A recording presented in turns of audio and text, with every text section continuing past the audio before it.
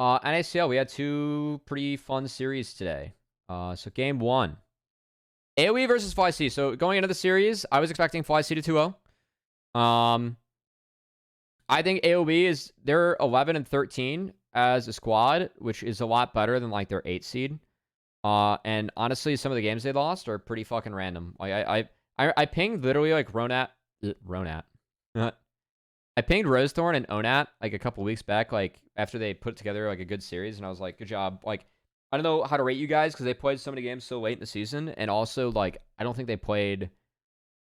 There's like some games where like one person on their team would like ant or just do something dumb, and like then the game would just like be like really hard or like lost. I feel like the team was like playing good, but like just couldn't put together good games. So yeah, I mean, I think NACL playoffs gonna be like really interesting because like our bottom three teams have really scaled at the back half of the season, and I think it's definitely gonna be as competitive as we saw today, quite frankly. So I'm interested to see how things go. But diving into this one, I really like this draft from FLYC. I mean, AOE's win con, it's like a lot of mid game, right? And you have two targets that like really want shields, and then someone to hold the door. But with FLYC, you have snap engage.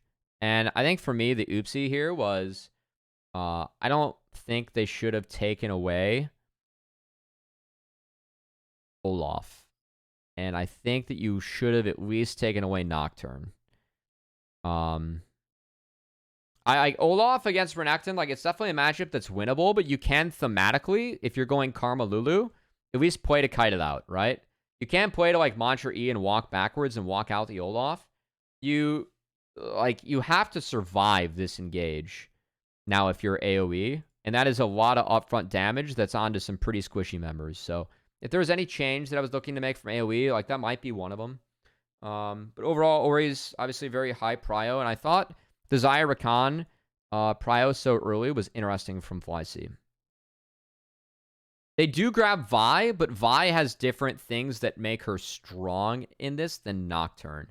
Nocturne's impact is a bit more immediate, and you have a bigger engage range to get to the Kog'Maw Lulu, not to mention turning off the lights. Also, like Vi plus Shockwave, you pretty much you're never going to hit like a huge wombo because Vi ult pushes people out of the way, whereas Noct just pile dives in. And the way that they play this is very nice, so.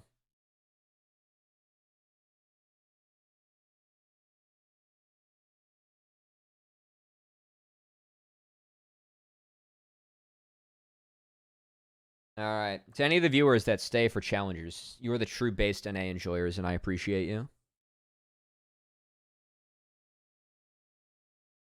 Dude, Sajada's got a nice beard in this photo. Fun fact, Onat's photo, and you see it rotating here, it is a collegiate LinkedIn headshot. I asked about it because it looked like a fraternity composite. I was like, am I right or wrong? He's like, nope, LinkedIn headshot. So nice of his college to do that. I mean, he looks sharp down there. He's looking sharp. I do know, like, there were a couple pauses during this series. I know that I think Zamudo was having internet issues. I want to say there might have been a tornado in his area. So we'll skip through those. Yeah. Wish the guys had their own jerseys, and that's okay.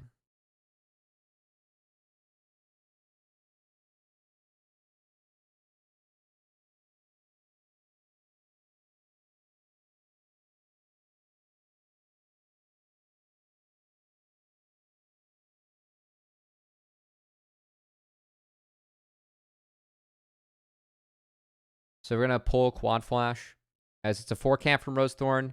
They're trying to throw a curveball on the timer there. We're starting to see a couple more 4-camps come out instead of the 3-camps, just to like mix up timers. We did see Blabber hit that bot in game 2 on the Wukong. Partly because that River showed mid, but that was interesting, you know. Quad zoom, he's going to base.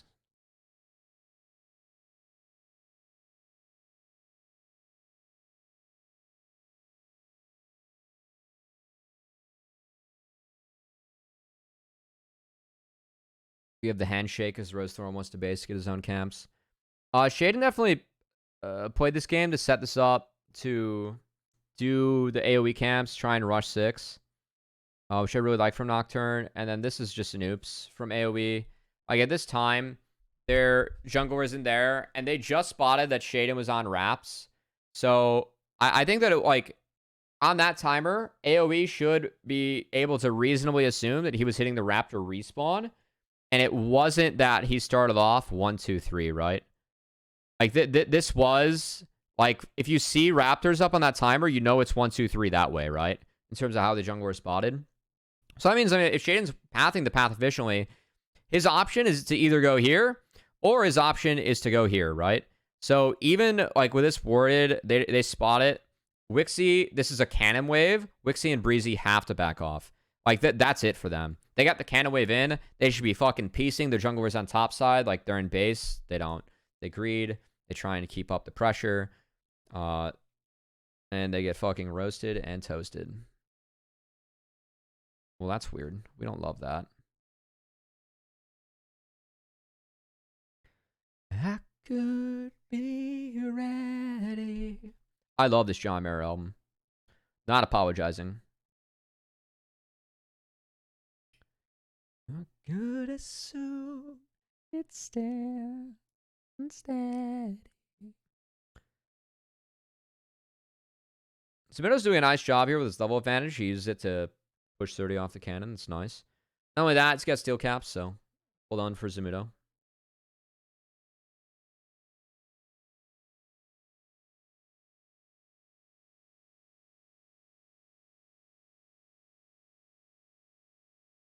Holy shit, he's hot! Hey, Matscoot. Thanks for hanging out as always and dropping the sub.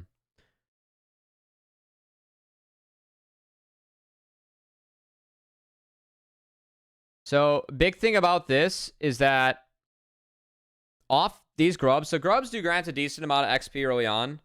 You're going to see that. That's one grub. I don't know if you guys see the jump. Like, if you get 3 grubs, I mean, it's nearly a level. That's a pretty big fucking jump for Shaden, right? So, he does RNG the top crab here, which is kind of nice, right? But this top crab gives him 6, and they spot Rosethorn invading. Now, like, Rosethorn's right to go for this timer, right? But given that top crab spawns, we're over the 50 CS mark of Shaden. That means we have level 6, and he's toasted. Rosethorn gets toasted and roasted.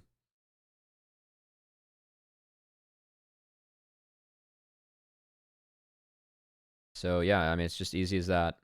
Rosethorn did hit 6, so Sajed does flash to get the kill. He's down in lane. I mean, the Cog Lulu lane definitely punishes early. And Breezy rushes Ardent Sensor. I think this is correct. Like, this is how you should play out the lane. This lane is strong. I very much align with, I know that the Shogo LS post got some mileage yesterday. When Shogo says Cog's a mid-game champ, like early mid-game champ, he's right. This champ is not the Season 2 late-game scaler that it used to be.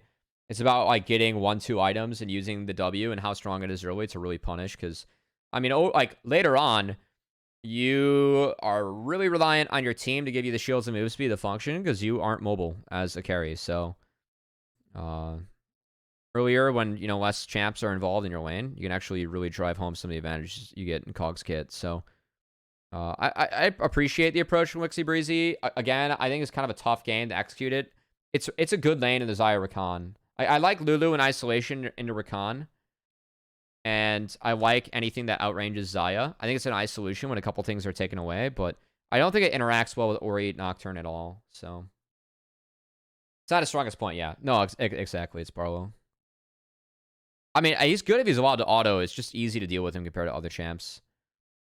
Really nice roam from Breezy here, as he's able to save Onat thanks to the heal and wild growth. It's like a plus 400 HP boost. I'm gonna have my knee right here for this game, guys.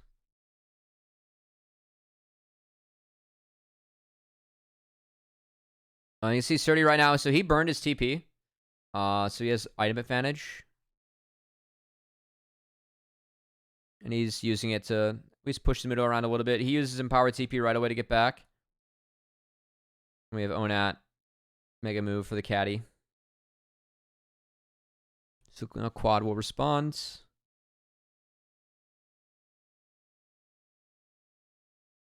And Grubbies go over to AoE. I think it's a 4-2 split this game. And I think FLYC rightfully so don't want to take the top side.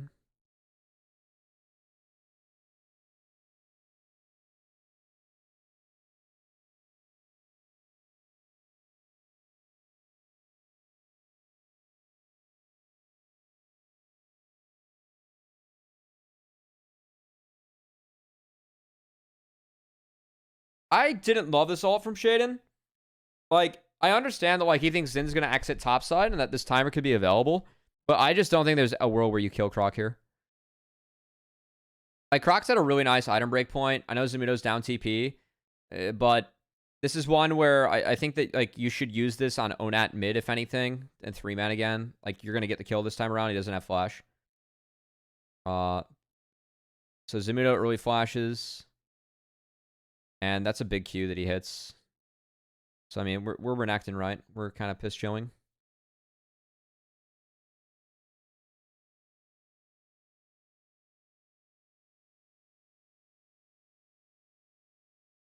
So, again, Surdy's able to kind of, like, push Zumuto around a little bit in lane, but he only gets a recall out of it, right? Not much else to do on the map, but I think that we could have maybe had Shaden pressure a more high-value target than the Renekton. I think the odds of killing a Renekton there are pretty low. I think this is just like, all right, now FLYC has top lane prio, right? Which doesn't really mean much right now.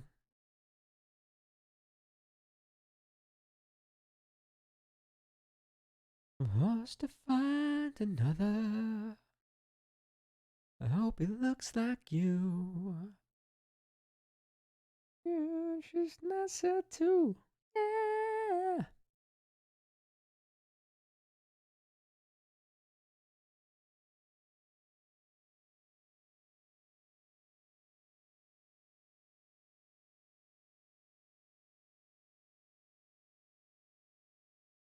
Yes, all the way.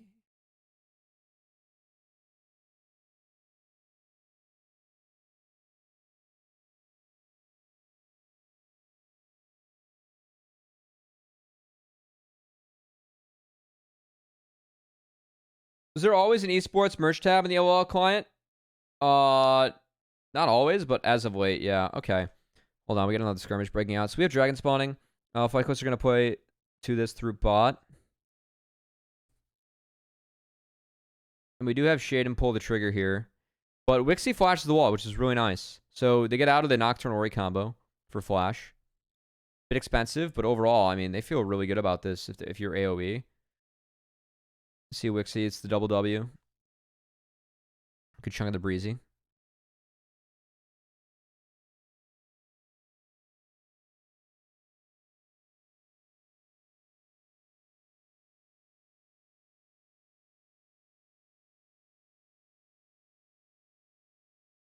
It's kind of an awkward fight, looking back.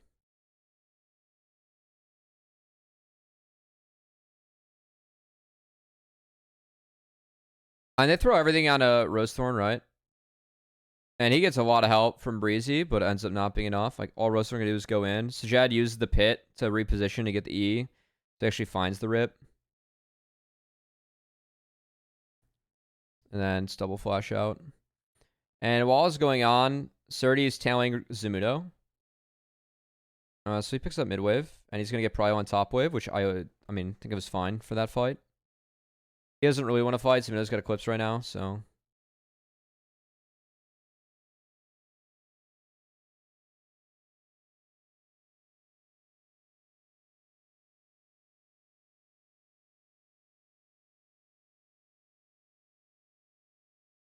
Nice. That's really nice from Surdy. He does have to go a long way around, but at least he gets some health. And also denied the plant from Zumuto, which is nice. They both reset. Oh, no. This is a really good timer from AoE. So Shad, that last fight, he burned ult and flash. He's still on the map, and he's catching mid-wave with Chime. He catches it a little bit too high, and Rosethorn hits that, and Sajed dies. This is really nice to get the shutdown on the Wixie. This is a really nice play from AoE. Your cooldown as Xayah is really long, rank 1R, so I like a lot how AoE was able to punish that. And here's our first...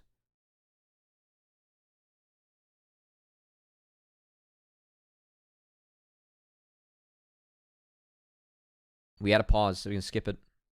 Shout out Tesserax and Beatdown. Follow my teammates, please, if you guys aren't familiar with them. They do good work. I thought Eric did especially good work today. He's hype as shit. He had some big games to deliver on, so. All right. Now this time it's about punishing the Wixie no flash.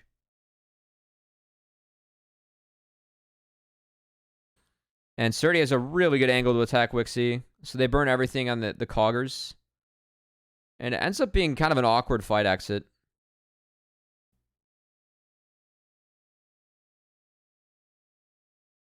Keep in mind, Sajad's still coming out of spawn for this.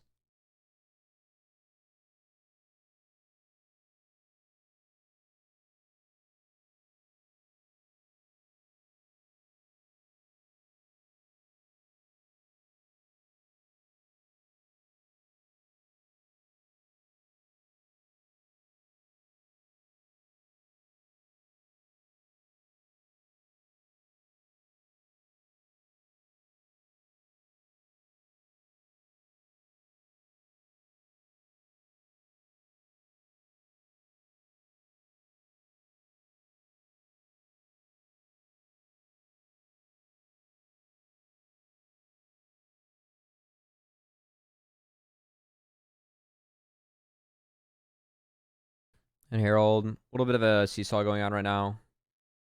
Because bot turret was taken for the Herald. I will say that the Orianna and the Renekton at this point, like Renekton is really big if Zin's here, but Zin was not. Zin was showing bot. So if that's the case, then I think putting Ori there is okay. Because they're going to Herald to the Ori lane. So they kind of force AoE to swap the lanes here and get even response, but now they're able to Herald too. And yeah, Onat's trying to catch this high, and then he just gets one-tapped. So, no Herald play. They're chilling. Everything will be just fine. Everything will be alright. Submitted rage quit the game because his mid laner died, and definitely not because his internet went out, which is why we had the pause.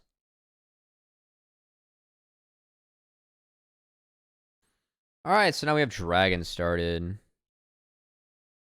I think Subuto should have walked here.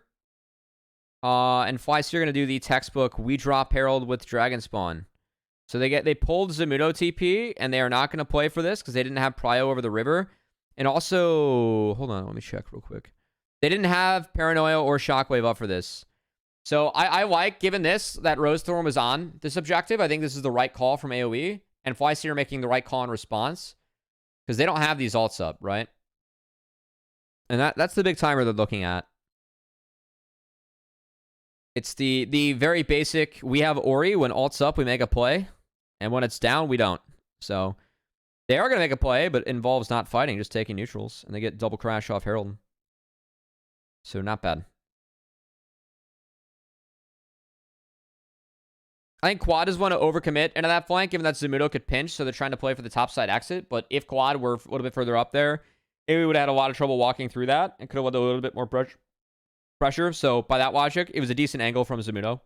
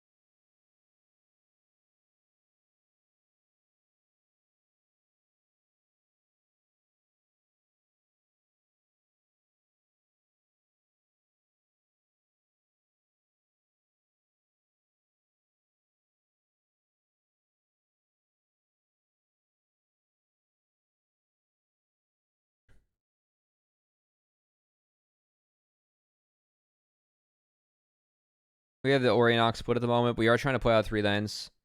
I think it's fine for FlyQuest. Like, their scaling, I think, benefits them. Like, I think they scale nicely when they play out 3 lanes. So, if you're going to get even gold on Aatrox, Ori, Karma, and Renekton, I'm going to take that if I'm FlyC.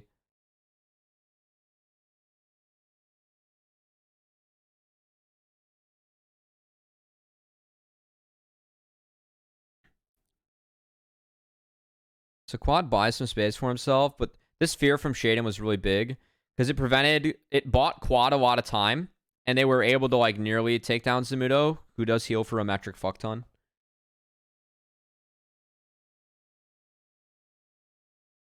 And this TP from Surdy's, I think, good. But FLYC just played to get out. They don't like that fight. And I really like that from FLYC. Like, they realized, like, the initial engage they had on the Renekton was poor. So, like, I think the disengage there was, A, it was clean. And B, like, they don't force in a situation that's bad. So, I really like seeing some discipline there from FLYC. You know, they used the Ori knock combo. They didn't find it, and they're out.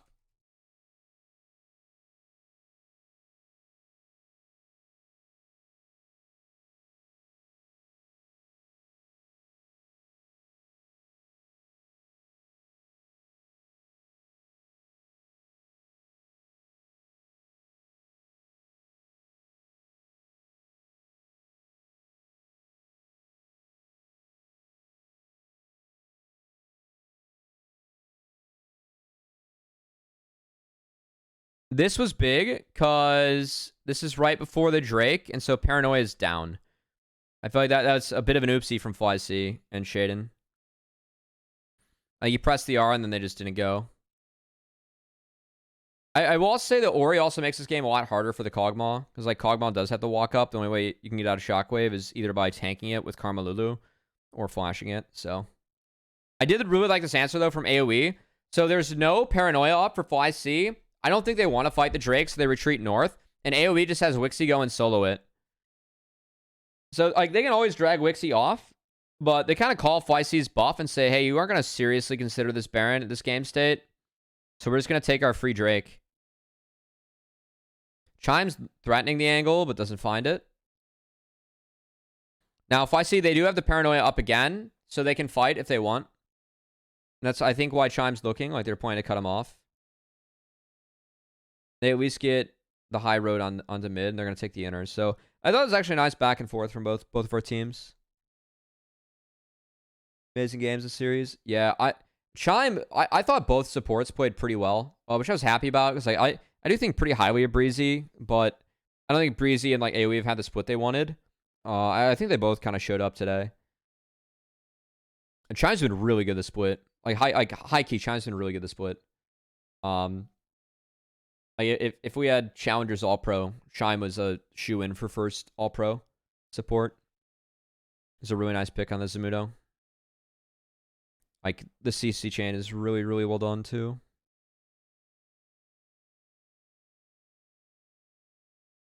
Charm, he's airborne, then he gets shockwaved, and then he gets feared. So like they try and spread out all the CC, and I thought FLYC did that really nicely. So like Zamudo couldn't react to that, right? He's just one shot his Renekton. Now Zin's jumping into Sejad. Sejad has some nice movement here. It's out of the wind, becomes lightning. You can see some of the damage that Coggers can put down though. So FLYC gonna have to defend this, but they have quad full health, so they're fine.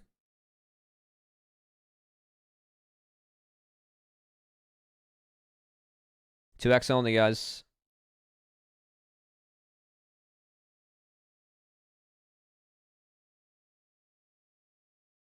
God, I got. But after this game, I'm like not even halfway done, given like how long the games were. Yeah, we're gonna be out for a while here, guys. That's fine. It's playoffs. I'm gonna do the best I can with these guys.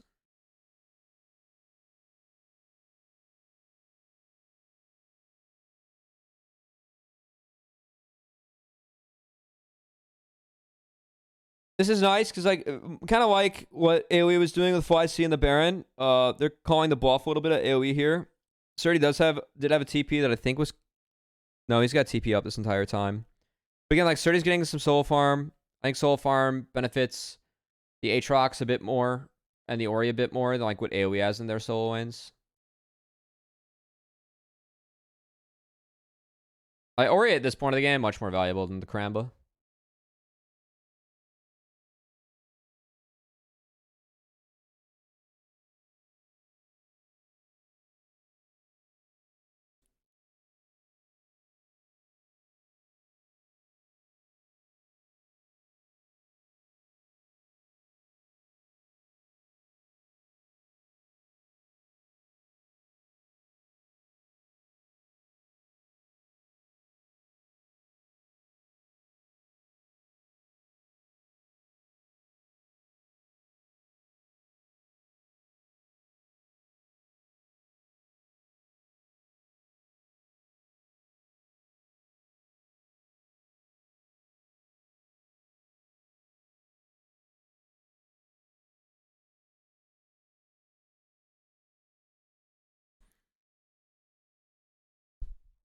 I mean, this is kind of gutsy from FLYC, right? They're pretty much giving up Ocean Soul, which I don't think Ocean Soul is that valuable for AoE this game.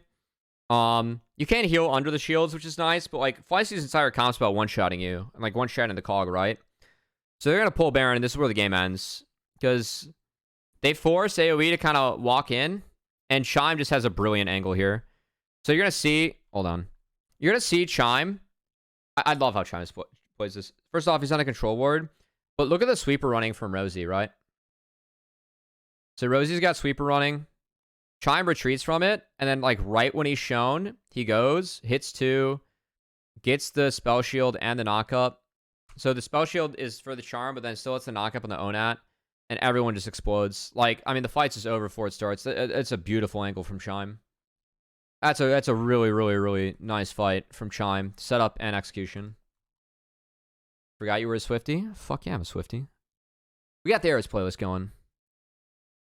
It's late. That's how I get through the rest of the games. It's you. Shape of your body, it's true. I got it, it's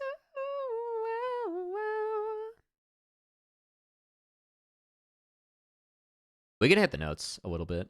Maybe. Sort of. Kind of.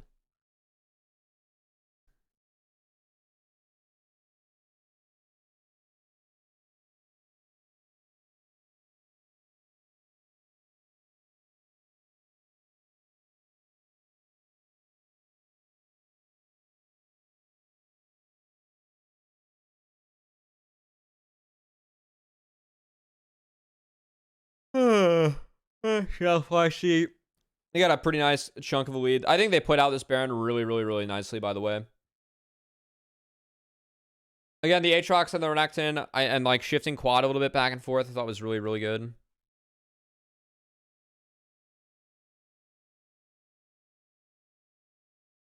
So quad's got no shockwave, but Chime actually pulled Wixie's flash, which is super valuable because it means like the next time sums are up, he's really punishable.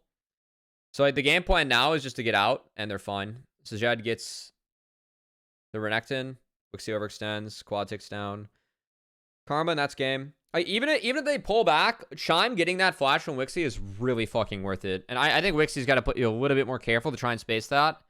So one thing that like maybe AoE could have had a little bit better, like Renekton can kind of hold the door, but Rakan's tricky champ.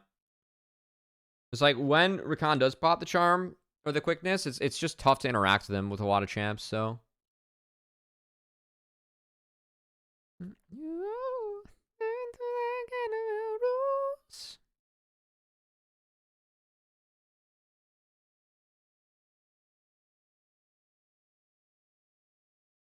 I wanted the Gragas here. Gragas actually would have been really fun. Because, like, you low-key counter Alistar. He can't combo if you're a good Gragas. Because you can body slam during the WQ. And then you have the cast to control Lamb's Respite. It's a pretty weak lane, though, so. Definitely a counter for later on. Excellent Rakan gameplay. Hits different. Yeah, Chime's Rakan is very, very sound. But everyone saw that at the LCS level. But good to see it here. All right. Game 2. Lockdown. Damage. We got a circle with AOE to combo and a rumble over the top. And for FLYC, I mean, they have to go in. I think this is actually pretty tough for FLYC. Now, this is the game that I want Poke Kaisa. I want to Poke Kaisa in this game.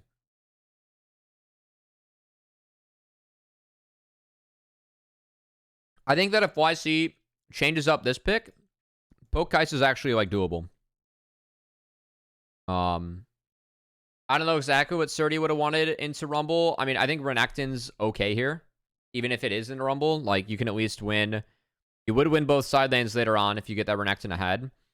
But if that's... I think that it's not Poke Kaisa because it would have been overdosing on magic damage. But for me, the Poke Kaisa makes a lot more sense here. So you can try and pull out these ults. This is vulnerable to it. And the all-in's like exactly what AoE can play. Kaisa can kind of augment that. And you can still all-in with this. So this game for me actually would have... I think top lane would have had to be a different pick. But I think Poke Kaisa is doable. this kind of pits Kaisa into the traditional on hit build, which I wasn't. I think it's a little bit tough to navigate this game. So I think we had some moments where FLYC did their best to try and navigate it. But yeah. I mean, it's just Ahri Vi versus the Nico Kindred. I think Kindred's a lot of value this game because the only direction that these two want to go is in. And Kindred pumps out a shit ton of damage. You can somewhat deal with this, and you outrange this later on. So I think the Kindred pick ended up being really, really good from Rosie here.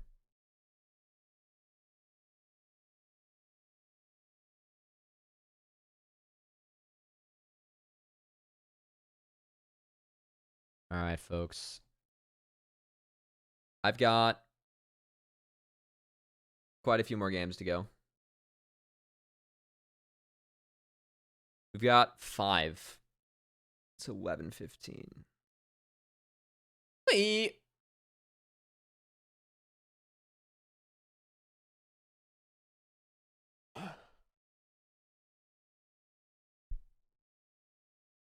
So Scouting Ward on red, and then Raptors.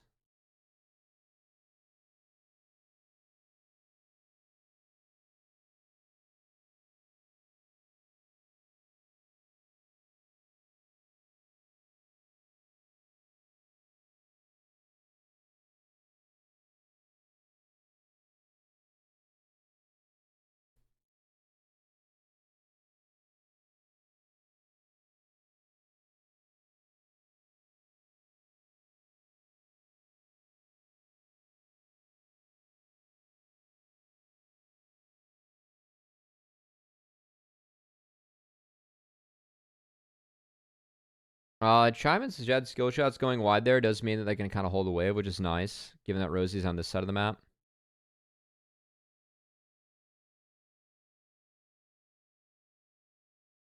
Again, Shaden trying to rotate out all the AoE camps that he can. And it is Conquer for the Vi. We've seen Vi play around with a couple of CDs, or a couple different keystones, but...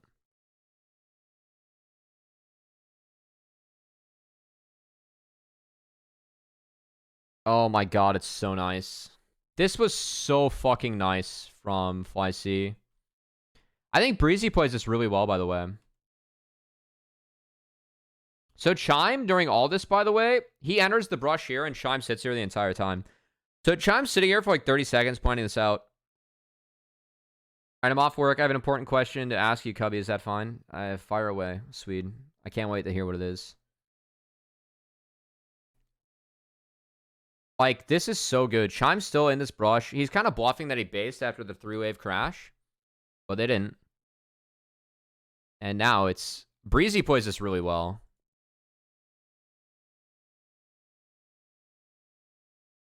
Yeah, like, Breezy plays that as well as he can. But then the Q flash from Shaden is so fucking lit. And they feed it over to Shed. So very nice from FLYC. I love that from Chime and Shaden. I think that's really, really well done.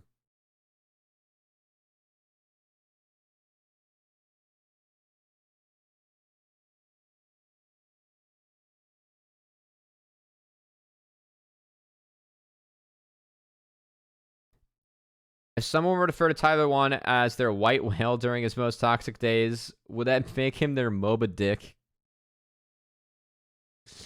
Oh no. I fear Surdy didn't calculate the all-in. He was a little off. I don't know if he thought that Scrap Shield wouldn't come back up.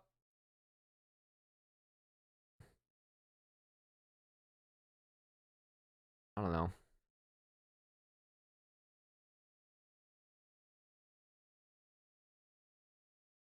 Because, like, Surdy can TP back and things are okay. So he does this without a TP.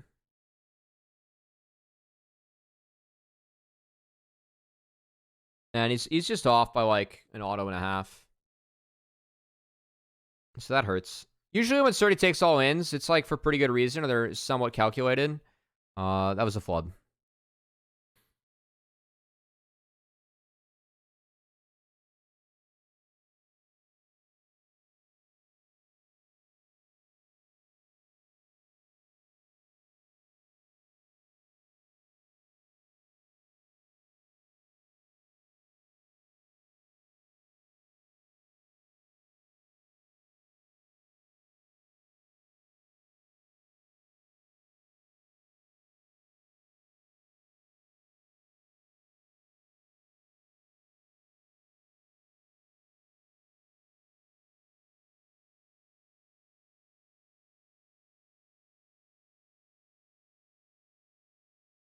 Sorry. No, don't be sorry. That was funny. Would that make Riot the ocean?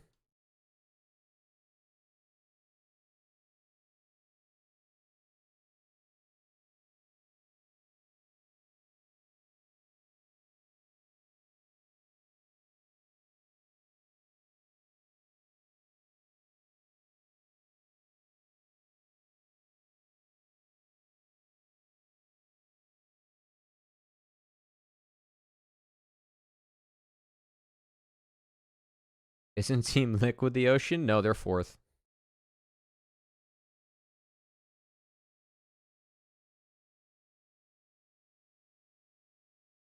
Yeah. It's a really good read from Rosethorn. Yeah, I mean, I feel like AOE feels like they can win the top side, and they don't see Shaden on Drake. I don't know if they think they can flip it or not, but pretty much like once Rosethorn's here, this is just fucked. It's a nice ult from Rosethorn too.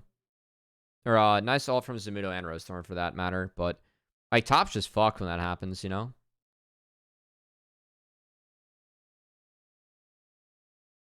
So now this game's like really fucking hard for FLYC. That's a really good read from Rosethorn and Zamudo. I don't know who called that, but that's very well done.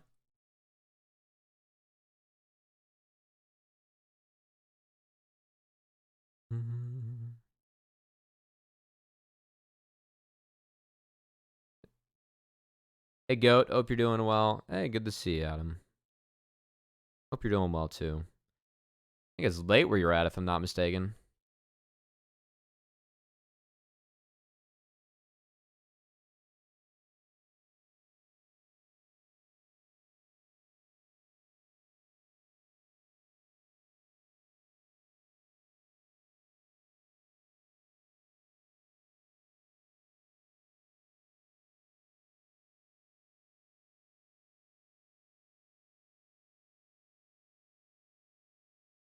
Two a.m. baby, about to head to bed, but always like stopping to chat when I can. Oh, well, that's a good reason to be up then. Hope all is well. All right, so Rosie's at 2 marks now. That's not great for this point of the game, but AOE's in a really nice spot this game. I think their scaling is really good. Like for me, the kite, it's really tough to team fight as FLYC because like you have to go into the circles of Alistar, like Nico, and then there's a rumble over the top. So I think it's tough. And like Udyr really is like the one tank that I can kind of sit there and tank up, but there's a lot of damage on AOE's side. There's a lot of damage on AOE's side. That's like where Kindred like really augments the game because you can have a lot of damage and run Kindred, you know. I mean, if you're running Kindred, you're gonna have a lot more damage, but like it's okay to do that when you have Lamb's Respite, right? Because that's kind of your tankiness. So it's just about like can I do well afterwards? When you have things like Nico plus Alistar to control Lamb's Respite, it's really good. Yeah, you too, man. Thanks for stopping in. All is good. Trying to work hard for playoffs and give this split my all. I'm able to give it a little bit more gas here because I'm not on broadcast all the time every week, and we're only running one broadcast, so that's all right.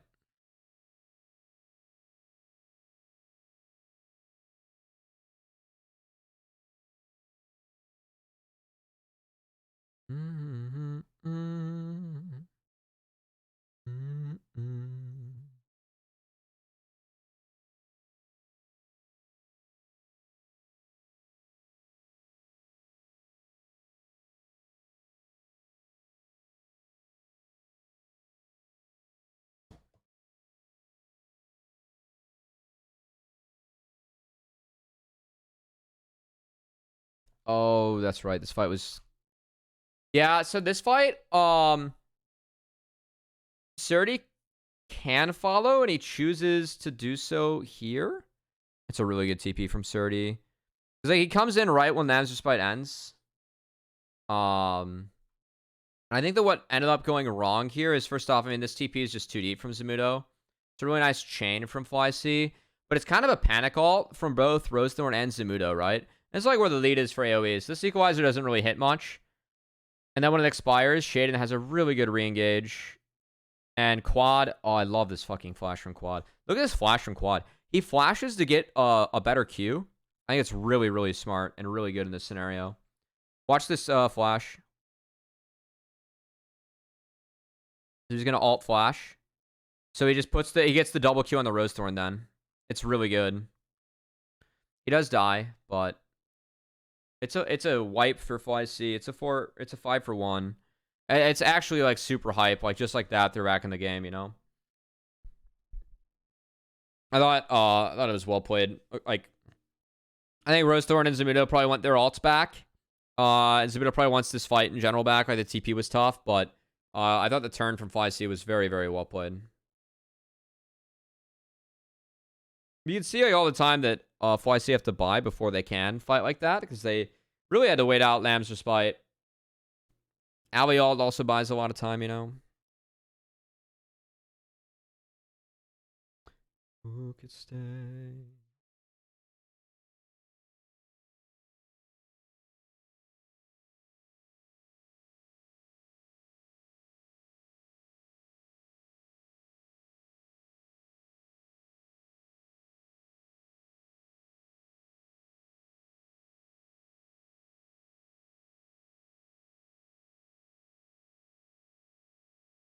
Oh, sorry, chat.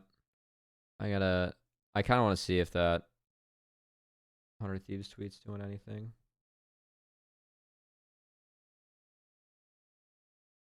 Nope.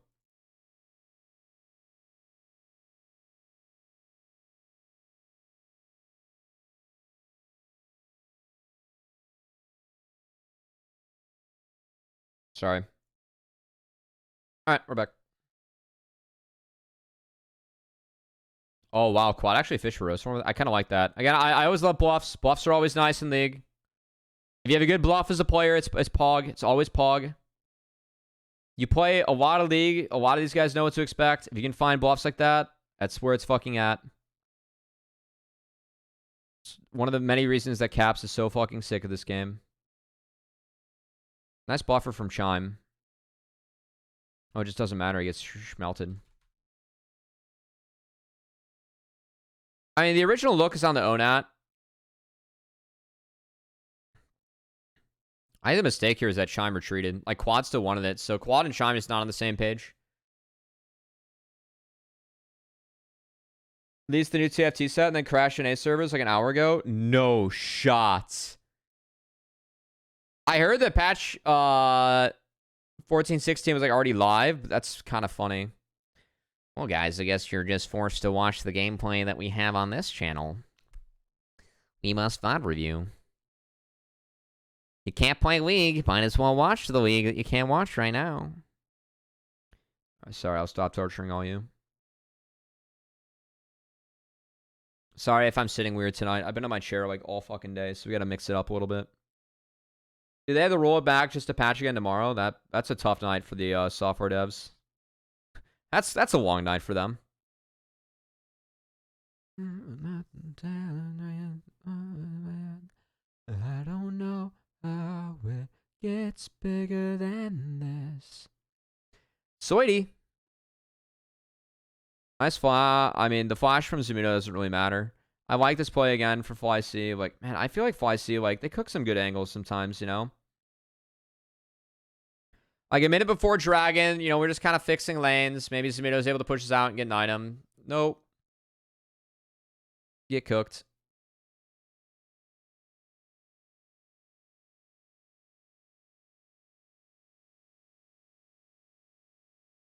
Now, AOE has a really nice response. Good charm from Quad. That was necessary. The response from AOE is really good, right?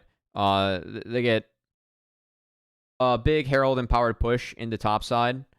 Sertio gets, I'd say some much needed gold at this point. Tank items on Serti here, very valuable if you can get the Frozen Heart before the fight, which they were able to do. So I really like that from FLYC, like playing to the gold they need. That's something I don't talk about a lot on this stream because I don't care that all too much about items, but that is definitely an objective that these guys are talking about in the game. And I think clearly there, like that was a play to try and get it from Chime and FLYC. So I really like that. So we're a little bit late here. Oh, the charm went wayward. It's a good angle from Onat. Oh, it hits nothing. Ah, flash.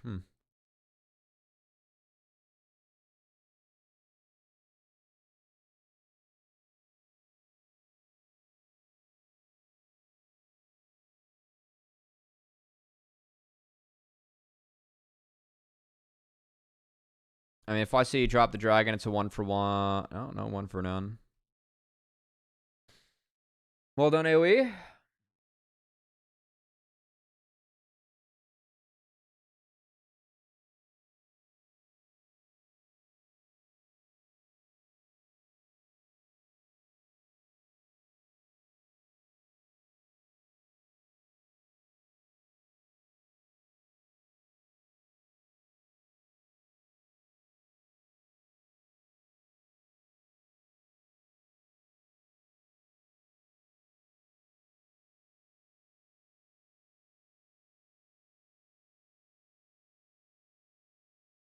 Yeah, this was... It's like Rosethorn's showing top, which is why I think FLYC thinks they can do this, but all their vision's on the bot side here. So for me, the player, if anything, is actually to go on... I think Onat's tough to die, but you can... You could, like... Nah. I think the play on mid's just the wrong play. Like, there's no play here. I think you play for bot. Like, Onat, for me, is basing because he thinks, like, that could be the case, right? Like, they go bot. But no, they just give away the free marksman shutdown, which is really tough.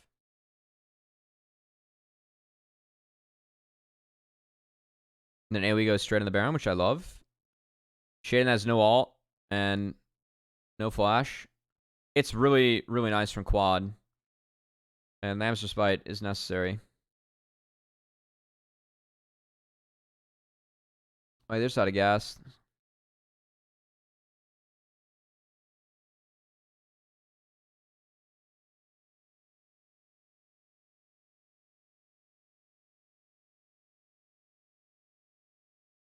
Yeah, well done, AoE. I mean, that really equips them to defend the soul coming up here for FLYC, right? This is often errant play from FLYC. I think AoE capitalized well off that. I think the call from FLYC was tough. Because their vision control was on bot side, and they saw people top, and they went on mid, assuming that they wouldn't, like, they weren't showing on top. Like, they're going to be mid, right? So, FLYC lost a little bit of presence on the map there. Or lost, like, where the other team was on the map, right?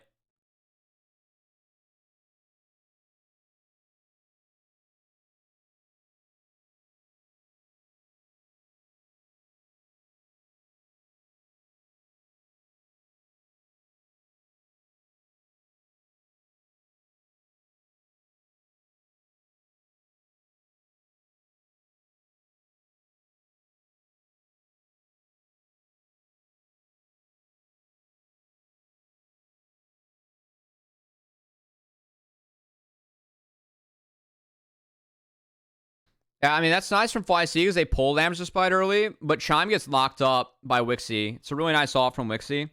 The engage is really huge from Chime, but they just can't get anything done. Thanks to, like, the Wixie ult. TT or LGD for LPL predictions? I don't know LPL well enough.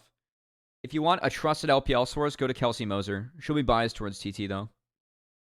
I know LGD's been, like, pretty pissed this year, which was not the expectation. Let's think about this one a little bit. Hang on. I mean, Rosethorn just gives a freebie to Shaden, right? So the ult's forced. I don't know. This was so big, though, that, like, Chime was spotted trying to get in here. I think it's Chime, like... Honestly, if Chime walks all the way around... So if Chime walked, like, down, like, here, right? I think that this play is so fucking big for FLYC.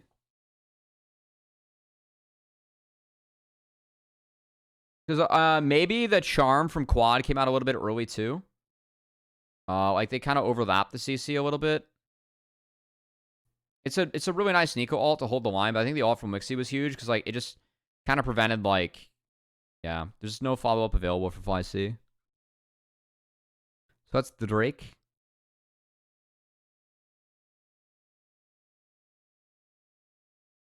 So Jed picks a decent angle here.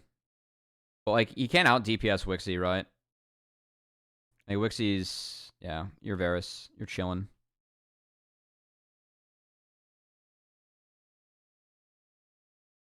Not with these items, you're not out DPSing FLYC. Hey, Kraken, Terminus, Navori. I will say Terminus definitely is like the Kaisa item, right? I mean, like a lot of on hit people are building it. Like I feel like the marksman, like the Kaisa Varus cog, they can really abuse this, right? Juliet.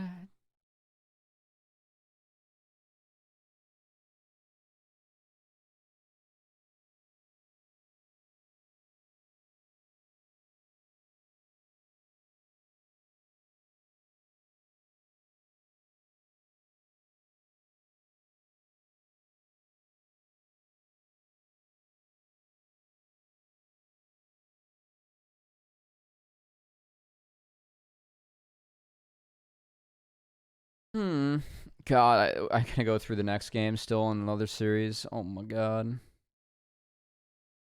I will say though, I really wanted to go over these games because I am casting on Saturday. So the winners of the next 2 days, I'm casting for NACL. So I definitely wanted to hit that one for sure.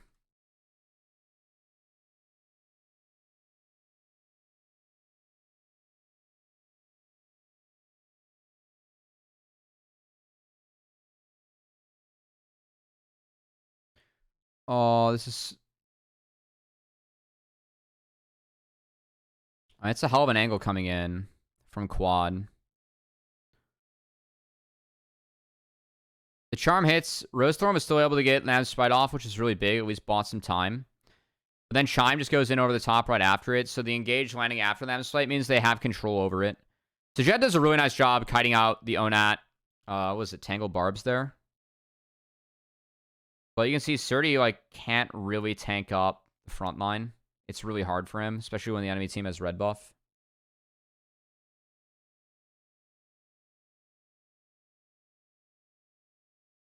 And Jed tries to go in to cook, but nothing cooking. He does get shut down on Rumble, so like Jed gets himself some nice gold, but again, like at the moment, AOE they got some gold in their pockets, and I think their comp is like pretty sound, right?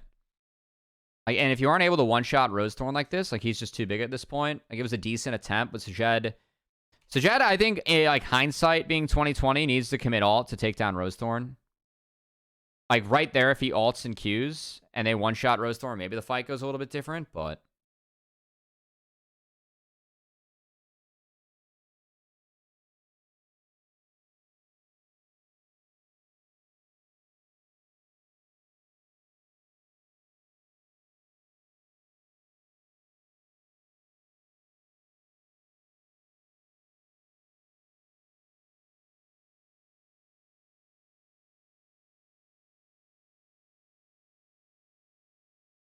Alright, so second Drake for AOE.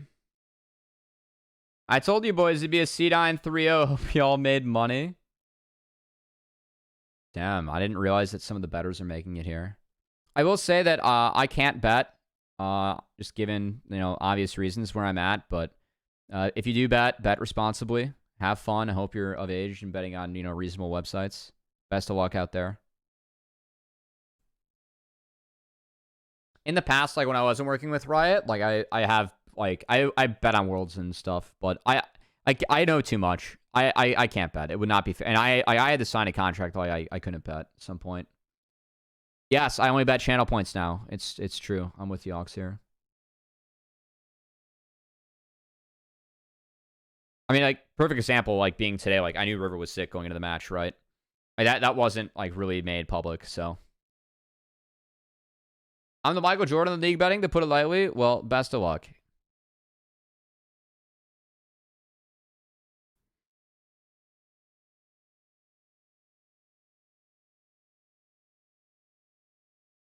Alright, so we are just flipping the fucking Baron.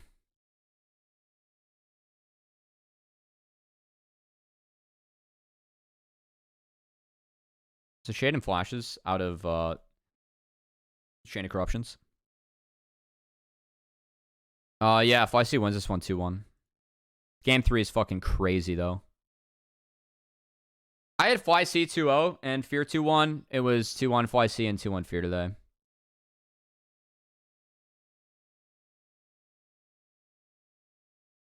That is a really big ult from Onat.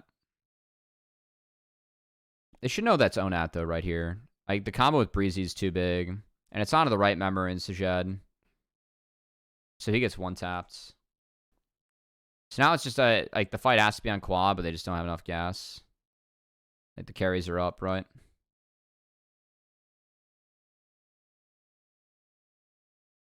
It's the biggest professional circus I've seen since Barnum and Bailey. Holy shit. I mean, I don't know what I'm going to do about Game 3, I'm going to be honest.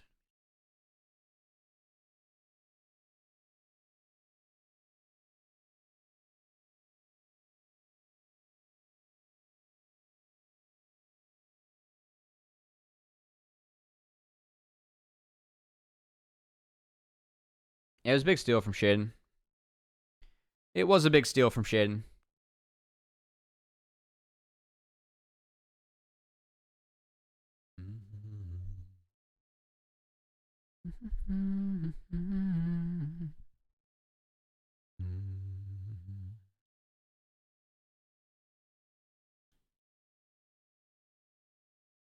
Oh, sorry.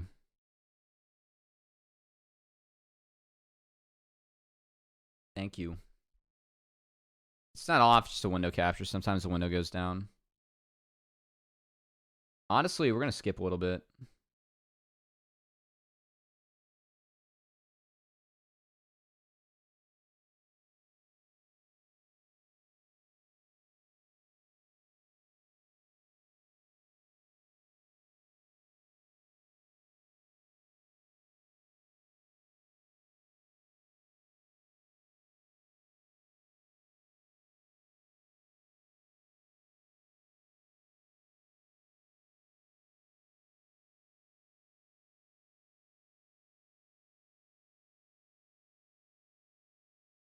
Third game of the series made me lose years off my life. You aren't alone. Sorry. We have a fight between Let's Breakdown. So, FLYC power plays for bot. It's not bad to get. I mean, it's a lot of gold. So, quads on a ward. FLYC are like really going for the Pincharoo here.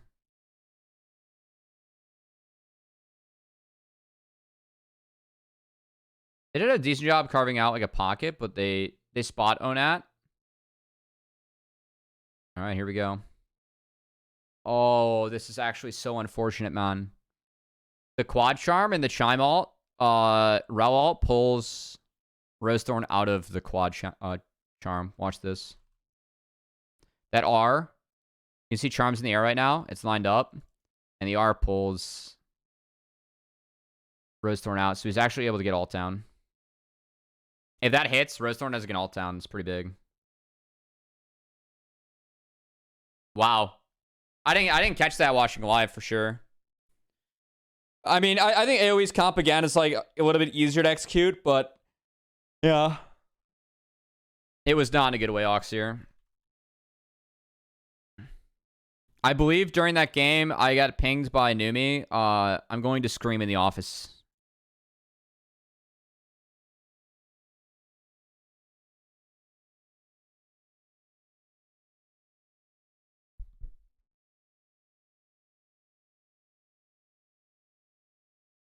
Right, folks.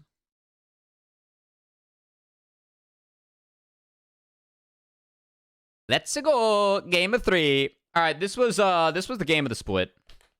Like, let's be real. This game was fucking ballistic. Thanks for the leak. What like leak? Did you scream in the office or no? I didn't see. I'm excited to see now. Jesus Christ. Dr. Professor Sergeant Mr. J. You're in for a fucking treat.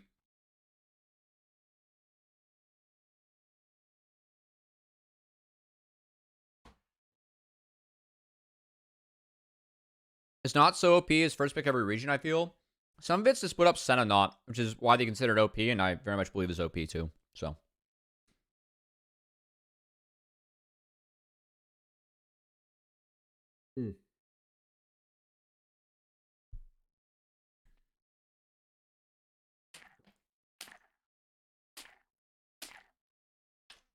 All right, we're done with coffee.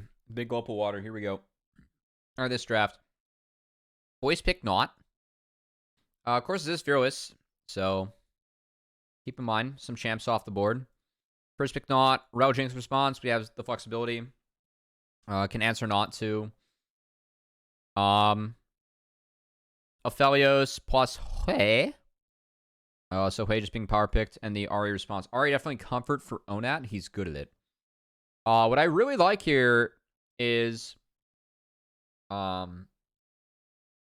really like the Jarvan here. I think Jarvan's really valuable, and I think looking back, if I'm FLYC, I actually would have rather gotten rid of Nocturne, especially if I'm like, gonna go Jax. I think Jarvan would have been a little bit more valuable to get rid of. For me, like you can somewhat deal with Nocturne with an Nautilus Aphelios. Like you have one spell shield, and you can have over the top damage with Ahri and Rel, but it's not like brutal. Also, like I know the Jax pick is blind, but like if you are thinking Jax here, I think that Jax is pretty good at dealing with Nocturne. You can deal with Jarvan too as the Jax, but it's really tough for the two champions that I have highlighted right now. Postman, what's up? I hope this doesn't seem rude, but why does NACL have so many different casters? Wouldn't it be better to more voice vote just a few than for so many to be partially involved?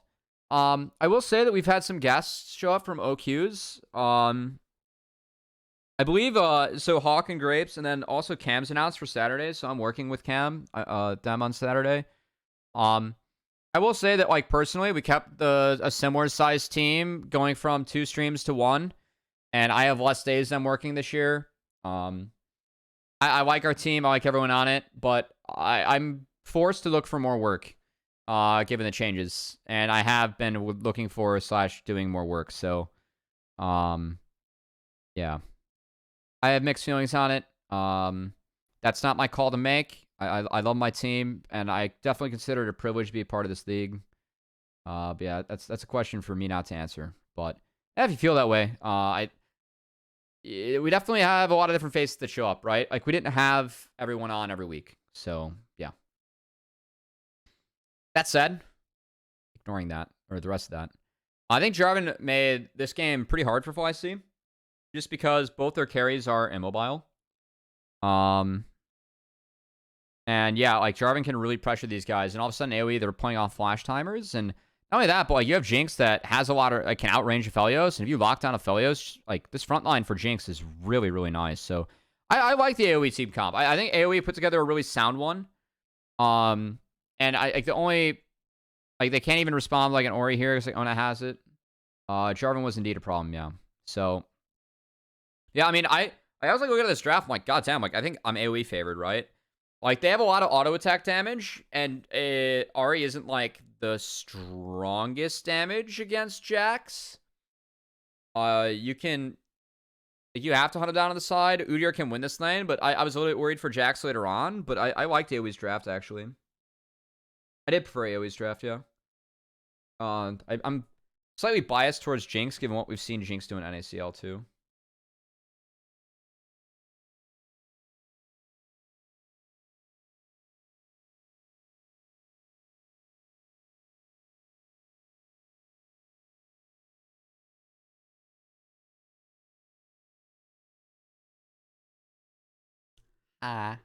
I'm pal. Wait. 2x max this playoffs. We haven't seen much Jinx really anywhere but here. Games aren't quite as clean here. So, like, the ability for Jinx to survive and potentially get a reset and then run fights is a little bit higher. Dick Point, yeah. We've seen it a little bit as an answer in the Smolder, which I think is reasonable. Get a lot of range. And Aphelios Jinx is very common as a matchup. I mean, these guys should be able to play this one, you know? Alright, we're giving Shaden a fucking super leash, but not going to win. I will say it's a little bit interesting, as I think Aphelios, like, level 1 is one of the few levels that I feel like you can really pressure the Jinx. This game's really drunk. Watching all these games, though, today, like, really makes me want to play League. But after this, I'll probably watch Full Swing or play some Power World.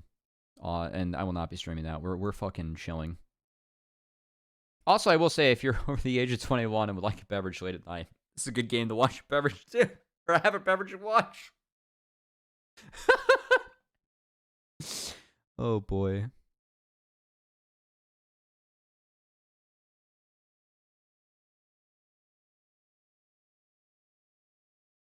Oh, nice sidestep here by Zamuno. I didn't see this one. It was a 3-camp from Shaden. And starting went D Blade, which is very aggressive into this lane. It is a ridiculous hour. Yeah, Surdy is level 3 when this gank comes in. And Zamuno sidesteps that, so that's really nice. He gets the TP back. It's kind of chill. So Surdy not having 3 there hurts. Now Rosethorn can make this play, which is really well executed. Chime's fine giving that away.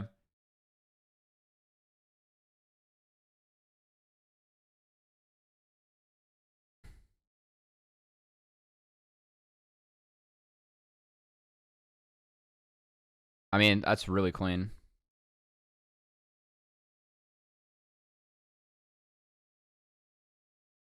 That's really clean.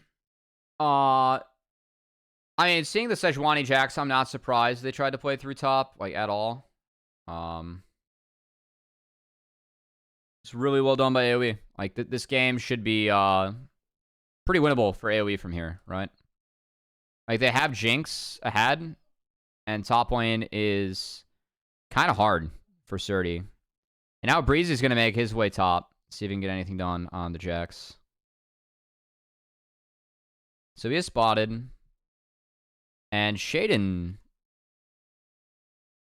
goes for this crab, which he really doesn't have any business doing. Rosethorn snuck in here and unspotted. And he's got no flash, so this game's like really hard and even more doomer now. And it goes over to Ari. Looking for more work. Do you ever do a VoD review coaching session? Do very good game knowledge. Asking for a friend. I have something cooking in that department. Not really. I'm considering like what I'm gonna do in off season more so.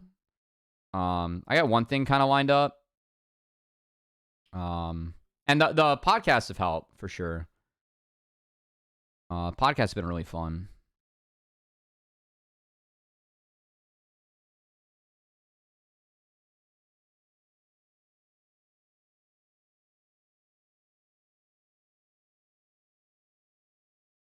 All right, so flash commit from Rosethorn to get a kill. Things continue to be more doomed.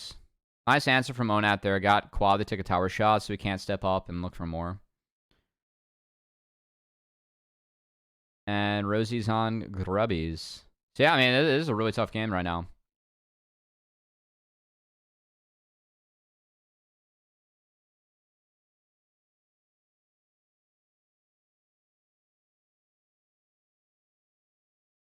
So Zamuno needs to reset. He doesn't have TP, so they give the rest of Grubs over to Shaden. That's fine.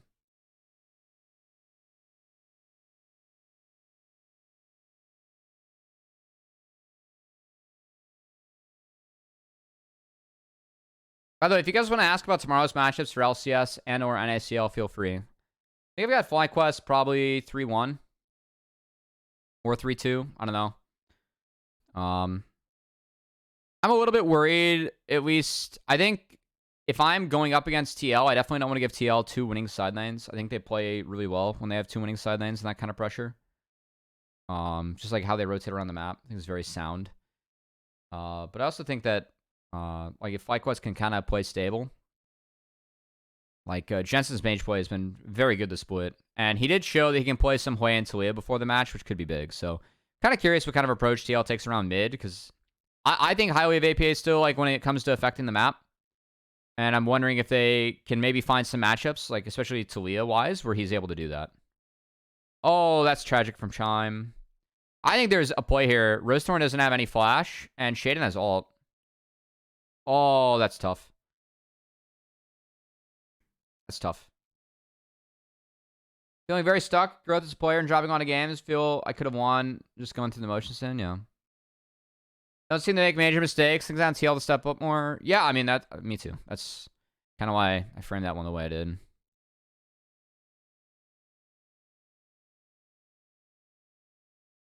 Interesting that Surdy's going Conquer in this matchup because he can't abuse the lethal tempo given that Zamuno has the slow field plus stun.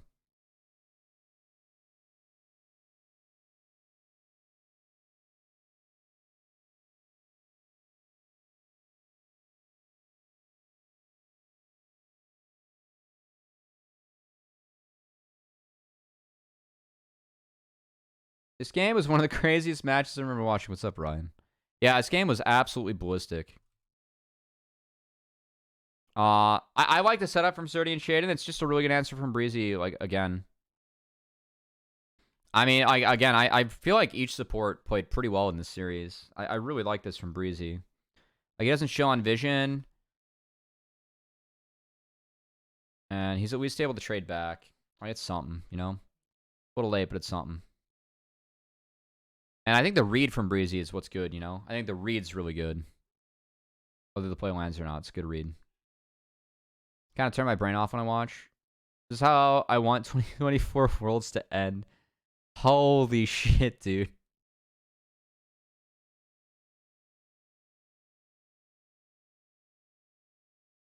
That's an XD for sure.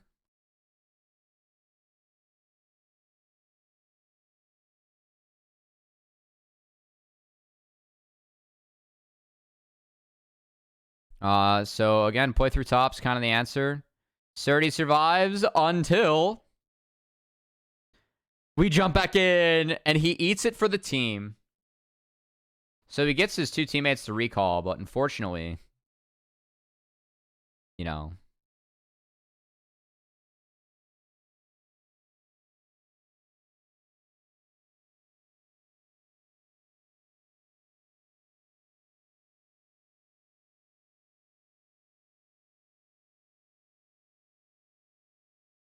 Hold on, we gotta talk about this one. Time is money, and 2 recall time is worth more than 300 gold. Smile. Maybe. I mean, it did enable them to make this play. So Chime kind of gets stuck. He throws out a decent ult, though, which at least enables the Sejed trade. And the TP comes in from the Hui. So Quad, Onat had push. Onat could have pushed harder into this, but now he gets mid prio. So I think Quad's TP, it's defensive for sure. I think it's somewhat necessary given the win cons of this game, but I think it was pulled a little bit early. A little bit early. He might have been able to sit on that one. Also, Quad going Seraphs this game, as he knows he's going to be under pressure. Like, he's going to get Jarvan a lot. But that's the right call.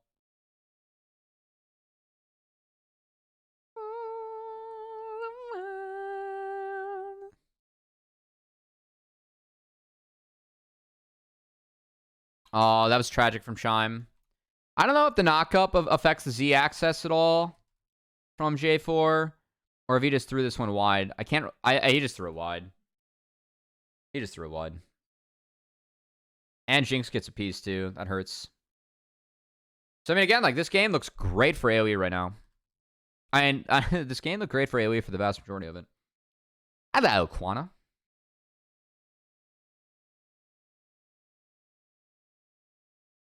I think the saddest part for Chime is that he's got 2 of the 4 kills on this team. That's the blower. I can't believe I have one more series to go through after this one, too. Goddamn, I'm going to be up late. We'll see if I do this again tomorrow. I want to because, yeah, I'll commit to VoD reviewing again tomorrow. I'm VoD reviewing again tomorrow. This is really big. This is really, I love this from Chime too. You can kind of bluff the not hook animation with wards. I mean, I think Wixie makes a huge mistake here. Like, you just have to zap and wait. Walking up was really, really bad. And they full commit, and Sejed gets the shutdown of all people, right? Meanwhile, though, Breezy sets a really nice trap on Quad, so this was good. Good flash from Sejed. Gets out of the Cataclysm immediately. Does eat the charm, though. Maybe this flash was too early from Sejed. Honestly, I think Sejed should hold flash, eat the Cataclysm damage, and then save it for the charm or like a Breezy combo, you know?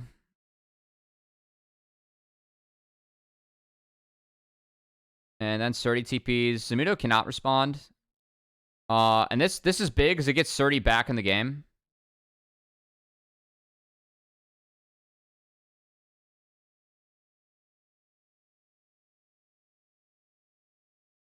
Quad more like dead. Got him. Oh my god.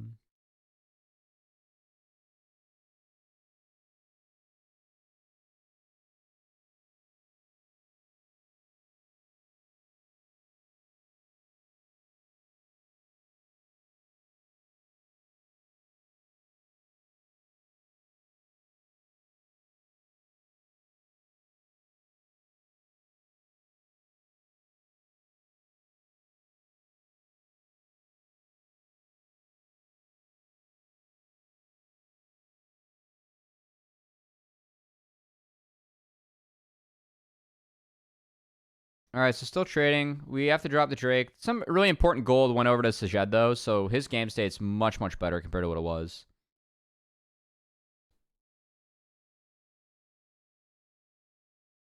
Herald's taken. We have Hui really playing back in the RE, but Quad can just catch waves. It's okay. RE has moves, though, and you can see Sajed. He's trying to be as respectful of that as he can. Nice. Good defense with the green gun.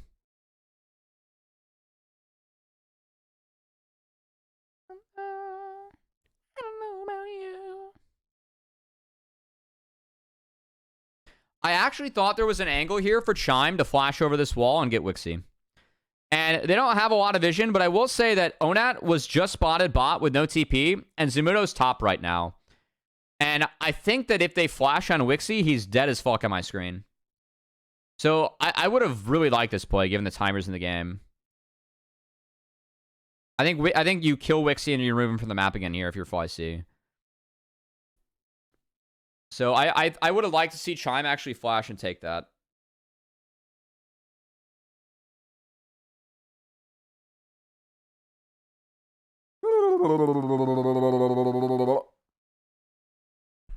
I think if FLYC were timing things right, a little bit more present, then yeah. State of Moby boots. I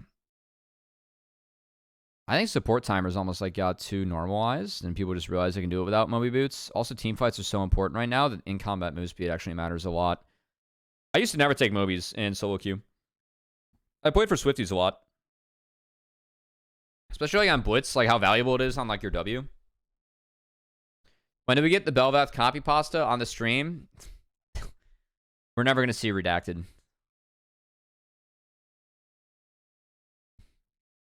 I love how Kelsey sent it with a preemptive apology.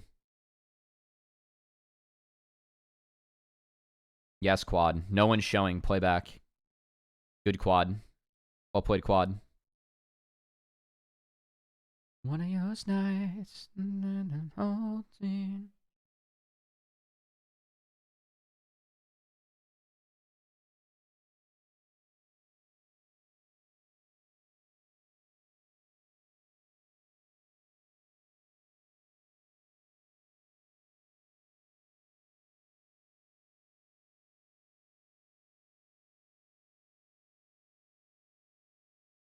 Hello about you.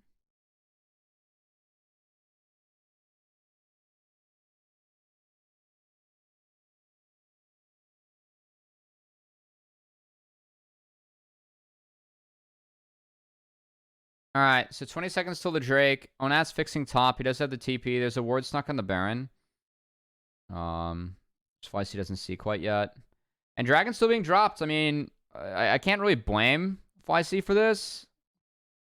Onat walks in. He's able to ult out, so that's fine. It is really nerfed. It does feel really bad. So yeah, they gift over the Dragon. God, I can't believe FLYC won this game.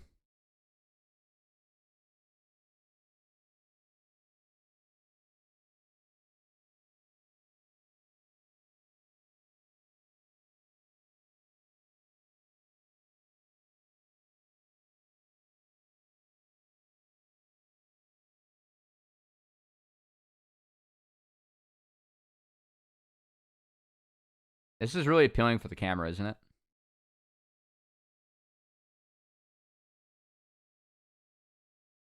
Oh, this is such... Okay, this fight's so fucking insane from FLYC.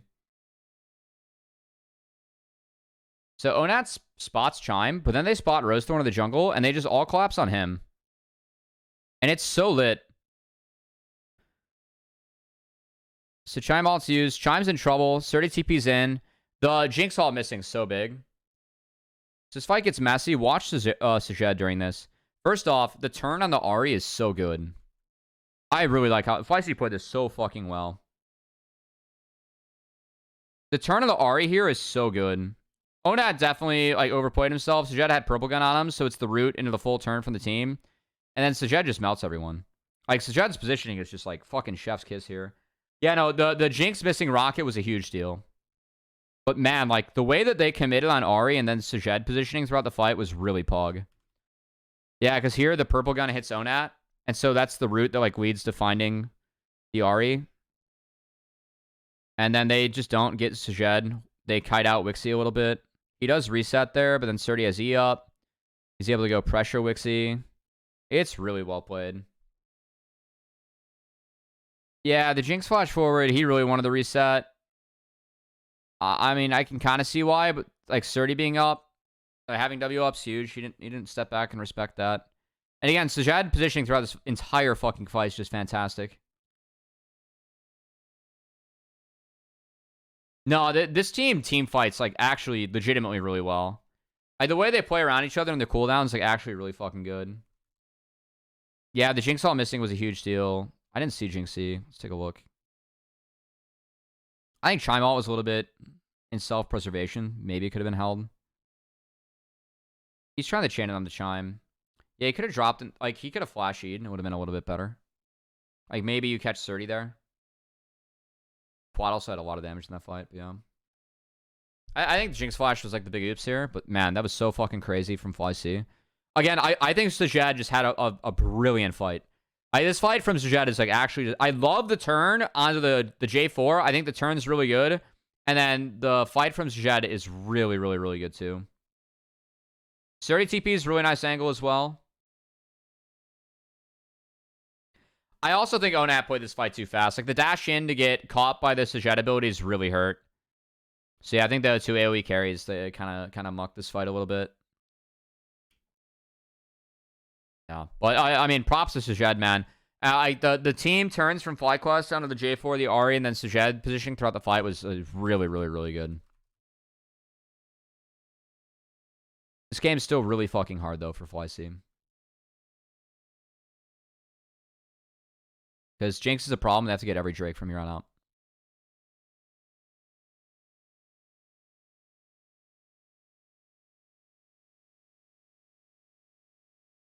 Really nice combo from Chime.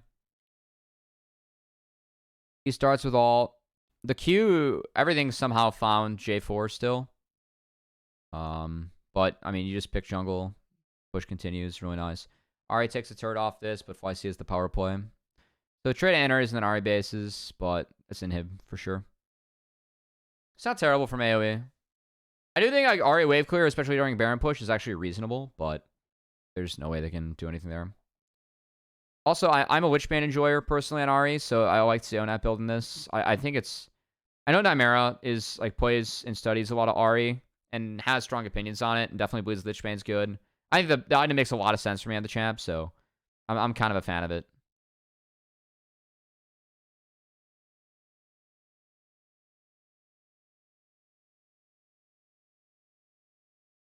Having the bonus AP ratio is also really nice because Ahri just likes building AP.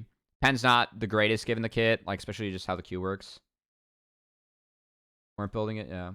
Hey, sweet, thanks for hanging out as always. Catch from Sejed, Shaden. I don't know if that was on purpose or not, but either way, well done. Make sure Jinx doesn't connect. Hey, I appreciate all you.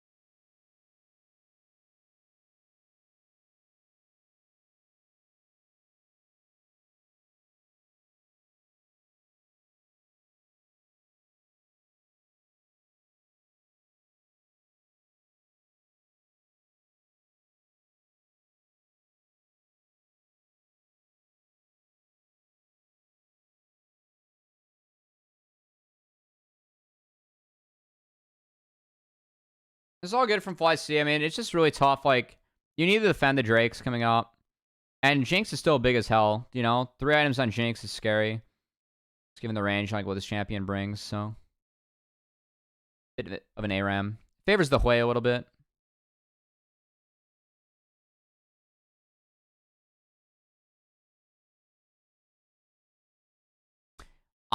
This ends up being really good, and it's mostly because Surdy just is able to survive. I think the overlap of CC between Shade and the Chime, I mean, they were on the same page, but a little bit not ideal. But Surdy was able to, like, pop E and jump out, so... The whole health bar that, like, he used, he has TP, so it's just irrelevant. So the use of health bar there, really nice from Surdy. They actually look to end? I mean, this is one where I think if FLYC hit the Baron, they're in better shape this game. So they take the shit with Baron, and they'd get a fast recall for the Ocean Drake. Hold on. After this hits, after that hook misses, what if we just blitz Baron? Because we're 120. Sorry, it's kind of hard to see up here. We're 120 on the Drake timer. Yeah, Baron's dead. They're on the map. I think FLYC right now, fuck this fight. Go take this Baron. Because for me, like, you have to control map in order to get Ocean Drakes. And if you get that, you're going to guarantee the next Drake. They took because they needed the lane pressure. You don't, like, if you get Baron, though, you get the lane pressure. And if you get Baron, this shit's going to fall. Like, all you have to do now with Baron is that you just 4-1 in these lanes. And Surdy gets the shit for free. You get the inner for free. Or if you want a 4-1 safe, you can connect it. So. Oh, they can for sure take it fast. There are 2 TPs up, but then you can pull it. And, like, actually use your jacks on the side. Pulling the TPs is big. I mean, like, for me, the big one is that Rosethorn can't play. This is a really disadvantageous flip right now with where Rosethorn's health bar is at, you know? So I actually think they should have hit the Baron. Because they have TP themselves for sure. Like, yeah, it's super worth. Fuck chasing this. Go hit the Baron. Yeah. And Jarvan's low. I think the scariest part about this is the fact that, like, Wixie has sums. That's the one thing I'd be concerned about if I'm FLYC, but besides that, I'm turning. Or I'm going to hit the Baron. I hit the Baron because I don't think AOE can contest.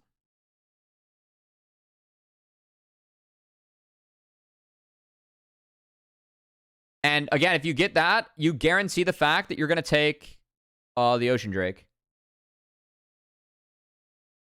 Because now, like, you're actually in a scenario where because of this, AOE, no matter how this goes, right? This is going to fall. This is going to fall. Whether they fight for this or not, AOE's on the map. They just shop, they base. It's going to be their turn no matter what, unless you get a pick, right?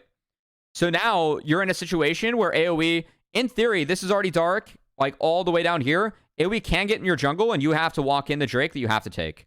If you do Baron, you don't give them that, right? Because you're hitting Baron, and you're forcing them to walk into you, and then you get the next turn on the map. If there's a fight here, and each team has to reset, you have Baron turn. I think FLYC should hit Baron there. I think it would have been a little bit safer for them on the map, and this shit's going to fall later. Because they have to play for the dragons, so no matter what happens here, they have to get out. I think if you have Baron, you get this later on, and you make that dragon even safer for you. And you remove the response from AoE. So you just get to set up Baron waves in the Drake. And if they pull TPs to contest, they no longer have that. I mean, obviously, like, the flips, you know, the flip is a thing, but, like, for me, I'm calling that based on Rosethorn health. Now, if it doesn't work out, it could be a fucking disaster, right? Onat had ults up and Wixie has sums up. That is a little bit scary. But, like, still, this is a scenario where you can see AoE right now. Like, they're able to walk into this side of the river, and it's kind of tough for FLYC to make progress. Yeah. Yeah, it's like AoE actually carved out a nice pocket for him here.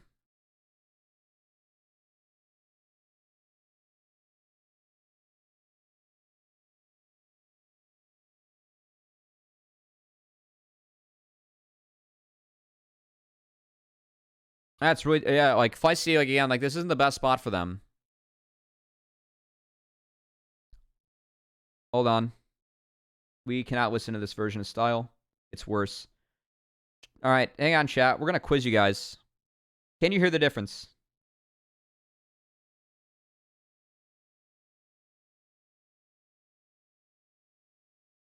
It's gonna be hilarious if I make this a VoD on YouTube, because then no one's gonna hear this. This is live stream privileges. The beat's different. I swear to fuck. Here's like the guitar is noticeably different. Like there's like less like synth bass.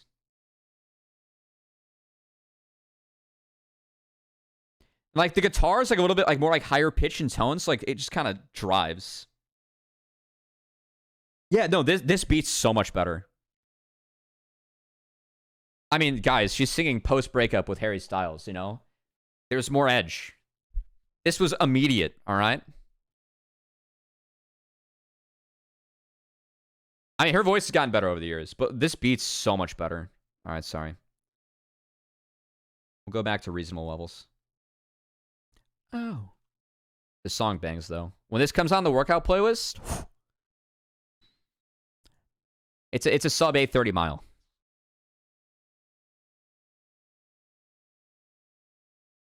Yeah, like FLYC don't have any good options. They lose the Drake. I really think that if FLYC go for the Baron there, I actually let me ping Rocco. Yo, did you guys talk about Baron before their Ocean Soul? You took to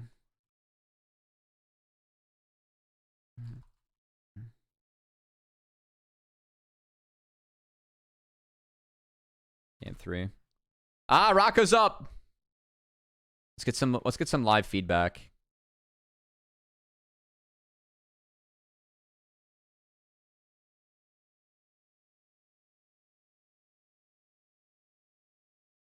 Where was the fight?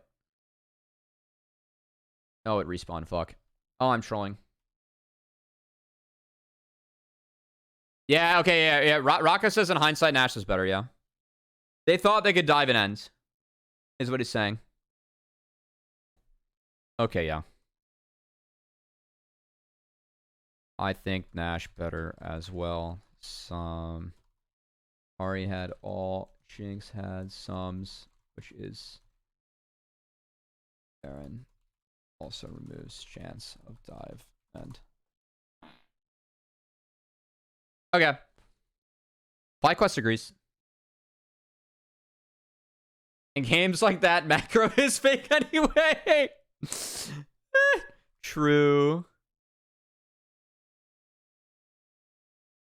I just think our newer stuff isn't as musical.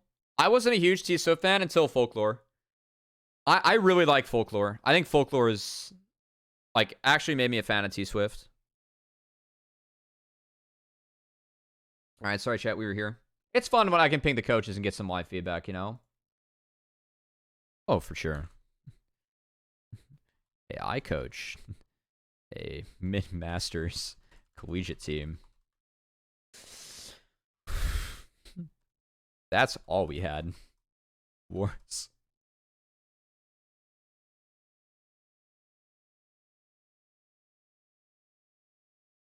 TP'd for backdoor either.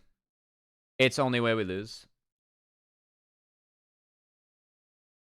Hold on. Let's look at this fight real quick. Triple stun by Surdy saved the game. Yeah. Surdy made up for some of his sins in the early stages of the game at a few points in this game. I thought, though, like, when Rosethorn got the EQ cancel, I actually thought like it was kind of trouble, but it's really tough for Sajed to auto given the guns that he had this fight. And I think props to Sajed. He actually changed up the guns that he had later on. Because, like, with this, he just can't interact with the carries. Like, he's stacking up, like, Severum, right? Like, he has stacks, it just doesn't matter, you know? I mean, not only does people say the Surdy Counter-Strike helps, but it's actually he stuffed the charm. Look at how he tanks the charm. Whether that was on purpose or not was really fucking lit.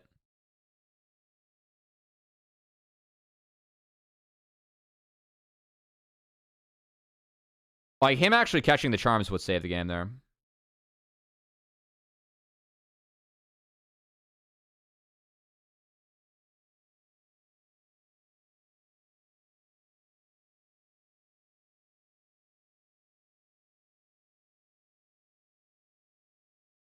Man. So I will say Ocean Soul kind of negates any Hui poke, but I don't think Ocean Soul has a massive impact on this game. It's all coming down to fights anyway, right? And the poke is pretty, like, it's pretty from AoE, you know? Like, they don't really have any real poke that sticks. It's only the Hui, so they can sustain it. So again, I think Ocean Soul is fucking fake, man. I don't think this shit matters. Nice sidestep by Sejed. He still gets chunked to fuck, though. Good ult from Rosethorn. So Chime can't escape. When that's the case, you can see the hook hit the wall. And this was well managed by AOE.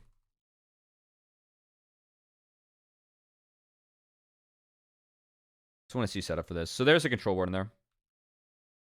So you see all this. I just think the angle on the Sejad is really tough. So, like, no one's able to help Sejad. They're kind of stuck in the river, and Sejad's, like, he can't retreat away from the Ahri. So I really like how Onat played this. Like, he doesn't hit the charm, but he gets the chunk, so. Yeah, he's just being a fucking pest. I'm a fan. I mean, this is a situation where Ocean Soul does matter a lot, because Baron damage just doesn't really, it's not meaningful. Lots of fights, like the micro here. I mean, this game was fun as hell. If you aren't entertained, I don't know what to say.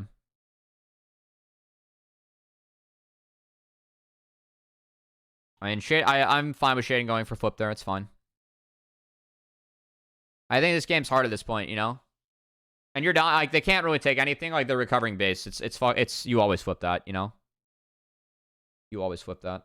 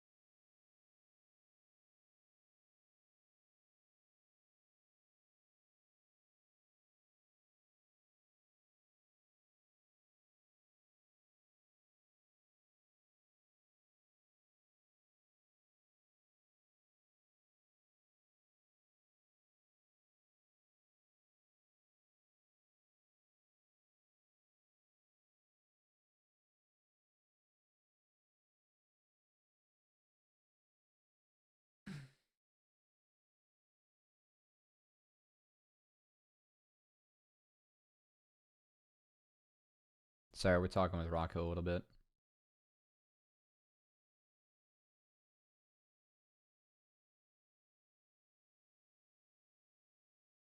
So Surdy gets one tapped. It's a good ult from Chime, though, to try and slow. And Sejad starts taking Blue Gun in these fights, because he is playing from pretty short range. And Blue Gun plus Hurricane is lit. Like, each of these champs just Omega abuse Hurricane. So I was actually really happy to see some Hurricane this game. It's all about the team fight, guys. And Sejad plays this fight. I think Sejad's gun selection this fight was good. And Sejad beast of this fight. The flash is fantastic. He would have lost the game if he eats that. And yeah, I mean, FLYC's team fight's legit. I don't mind this quad TP. Sejad's so good, man. And these fights, Sejad's really, really, really strong. Onat goes hero mode here. Again, this game was so fun, guys. Comet diff. Look at Onat. That's clutch as fuck, brother.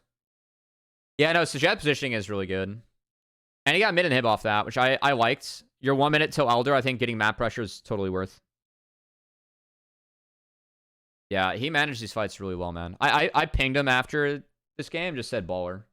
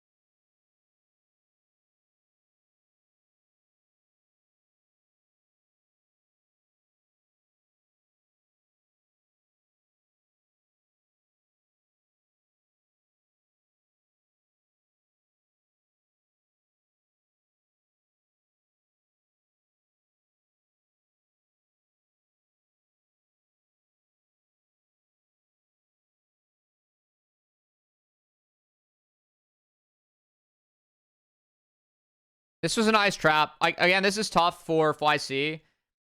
I mean, I thought they'd be in a little bit better spot than this, but like, this is so tough. They removed Smite right away before Elder. And this is where the game truly gets into mayhem.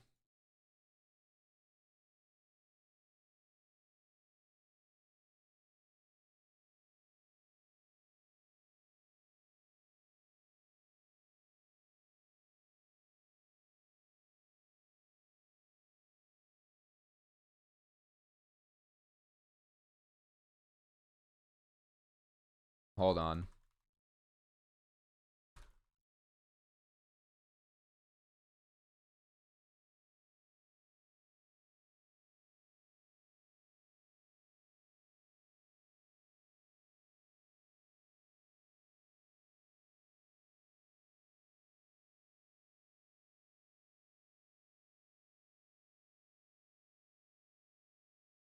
All right, sorry. We're having fun talking with Rocco a little bit. So I mean, FLYC try and make things weird here, and you really can't blame them for that. Like, they're about to be down an Elder. This game is pretty fucked, you know. Notice how Sejed's always has blue gun now coming into these fights. Like the fights that have gone well for FLYC, Sejed's mostly had a blue setup, right? It's either blue-purple for control, so like he can space, or it's blue-red, so like he can live through it all. I think it's really smart. And even now, like, he's just using purple gun, right? Okay, he's trying to keep it a little bit even. But yeah,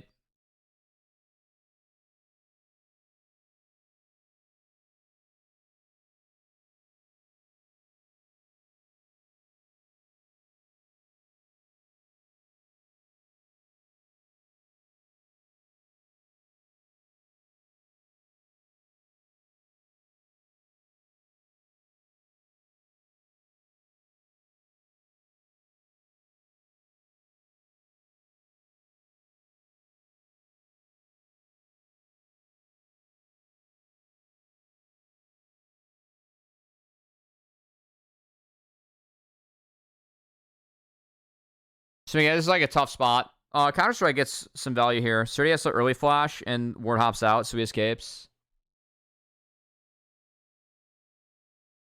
Wait, where was Wixie ult? Did it really miss everything here? Am I fucking blind?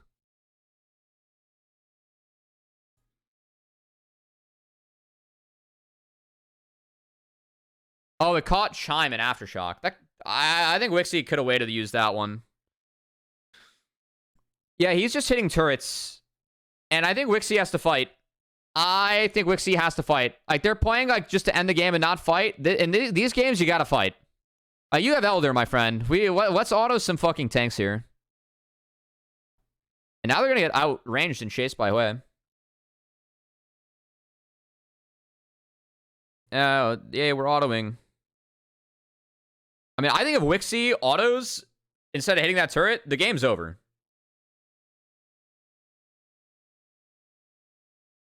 Quads. That's a really nice side step from Onat. That's a really nice side step from Onat. Oh, Dr. Professor Sergeant Mr. J, you didn't see this game. I ulted for Wave. Oh, I wasn't talking about yours. I was talking about Wixie. You're good. Sujed, I knew that you played the top lane fight really well. And then the endgame fight, like the 1v4, I didn't realize how well you played another winning fight in there. With like the blue-red setup, I think under mid. I didn't realize how well that fight went for you.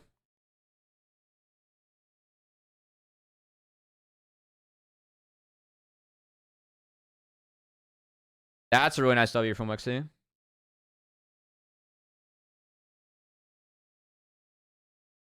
Yeah, so I mean, again, this game is like doomed. So Surdy, I mean, set up the backdoor. Whoever gives the sub to Sujed, thanks. Very nice of you.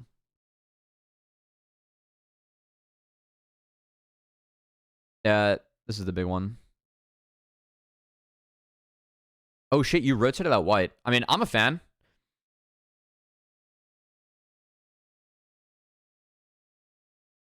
How the fuck did you catch Wixie here?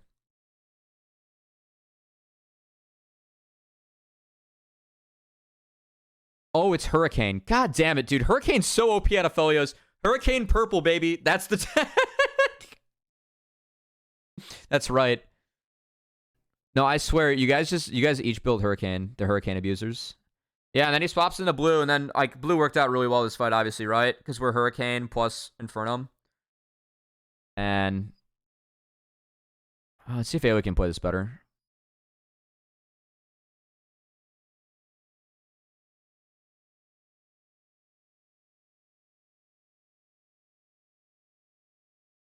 Yeah, hold on. I'm trying to watch Wixie. I think Wixie swapped guns and missed an auto. Oh no, Wixie's dead as fuck. What the fuck am I looking at?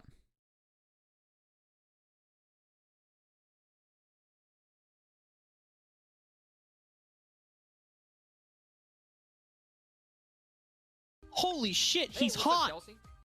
Anonymous, thanks for the gift for Chad too. Jack's ended up having some nice value this game. Yeah, I think if Onat's... Oh, Onat's flash is so close. I would play off Onat's flash. I'd play off Onat's flash if I'm AoE. Yeah, his flash isn't up yet. I would have played off his flash. Like, can't you pull out here? Like, do you have to dive this? Can't you just, like, charm flash? Oh, I guess the Jet has same flash timer. Oh, shit. Is it all right side? No. The flash timers were synced. Alright. Oh, so we're gonna have him positioned to, like, push Sajed further down. Yeah, you know what? I'm with you a little bit. I think if Onat's... I think it's better setup for Onat to be up here. I'm kind of with you on that. Because, like Sajed wants to play, like, straight line away from him, right? Like, that's how FLYC's gonna position. It could have been a little bit of a better setup. Okay. I'm in. I'm in. Sorry, I've looked at this a lot. There's a couple things like that. Like, this is obviously like a really close game, and there were a couple interesting things. Like, watch how they played out. Well played, Sajed, though. I mean, a quad wins this every time. So let's be real. It's a sumless Udyr against a fucking Hui.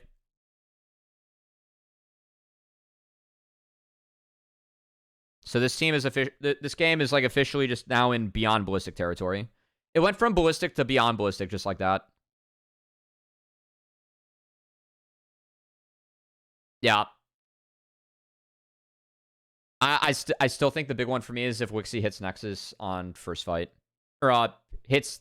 Instead of hitting tower, if Wixie hits the team in like the first siege, I really think they win.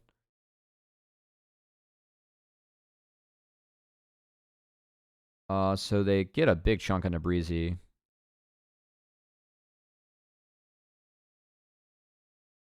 That's a hell of a find too. Man, that feels kind of bad. I mean, yeah, I guess Onat just was expecting they were out that far, and that feels really bad. That feels really bad. God, both teams can backdoor, so like they don't want to go to Baron. I will say FLYC is doing a nice job of spotting everyone. That's like the most important part of the game right here. The backdoor from AOE like, isn't too legit, but what was this take? I mean, I'm kind of with them. They have to take. Like, they can't just roll over. That's a decent fine. But the E from Hui is really big. Oh my god. The off from Mixie's a banger. I'm a fan of it from Rosie, too. But they do win. That is indeed game. Yeah. I mean, yeah. Fuck. I can't believe I have to do another series after that one, guys. Especially because it's Chad Jungies. No, I'm kidding. We love Chad Jungies in here. You know why we also love Fear? Guys, just want to say that Braum is being ignored as a champion. And the only region that really isn't ignoring Braum is EU.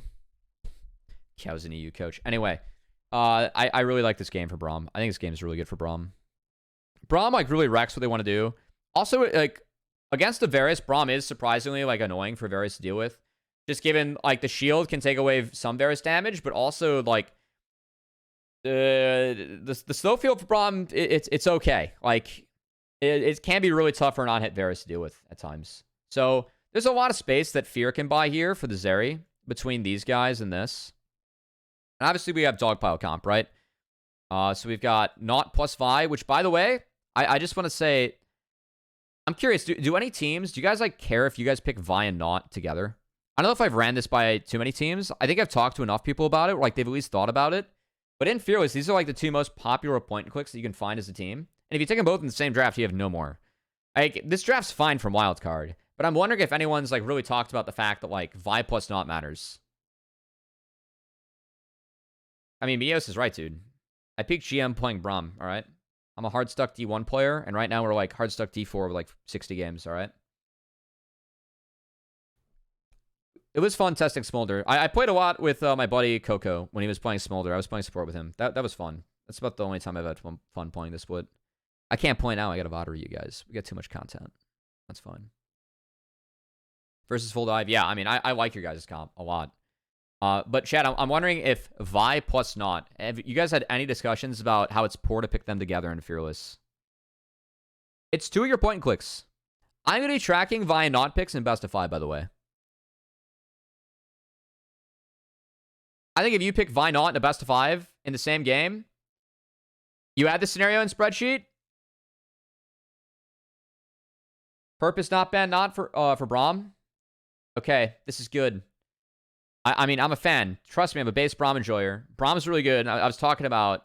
No, but I'm saying you don't get a point and click in Fearless if you're wildcard now. Have you guys ever talked about this as a team? Like, hey, we can't pick Vi and Naught together because we may not get point and click. Yeah. I think it's bad. Like, in a best of 5, I think if you pick the shit together, you're actually trolling.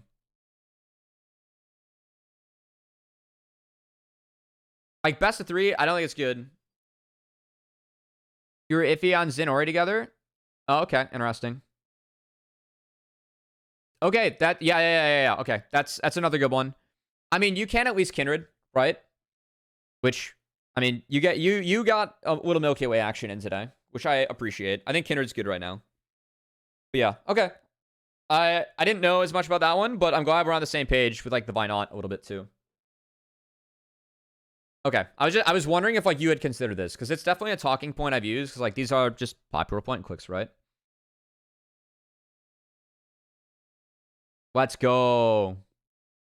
I'm not an idiot. Oh yeah. Yeah. I mean, our old rule was if you want to play Malphite, Silas must be banned. I hope it's still a rule today. That matchup got better this split though. Can you explain it for idiots, though? It's Fearless Draft, different format. These are the 2 most popular point-and-click, like, champs that are played in the game, right? So, this press R, this press R, on something like Zeri is really good, right? But now, like, let's say Fear get a Callista game in, or a Lucian game in. These are the 2 most common answers to a champ like that, and they're off the table now, you know? So that's why, like, I've been talking about, like, how it opens up some champions so I can really shift draft, because like that's a very common answer that now you just get a ban for. And it kind of uniquely answers in the game, you know? Here is in the team. No, I just meant in general. I meant like if any teams like actually talked about it, like it mattering. Dude, isn't it great to have an EU coach who remembers that Braum is a champion? I swear, NA's got to get on board, guys. Braum is... There are games for Braum. This is a game for Braum. It's a good game.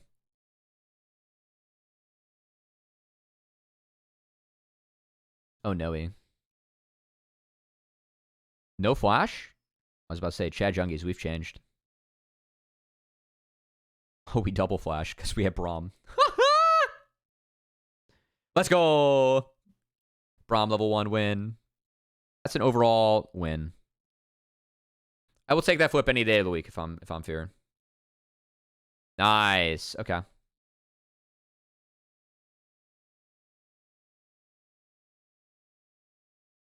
I see some viewers dropping off, given that last game was a banger. If you're still with us, thank you for supporting Challengers League. In all the games. Game 3 for this was also a giga banger. I also know it's getting late, so. But, you know, we got to push the propaganda. We must support NA League of Legends, you know.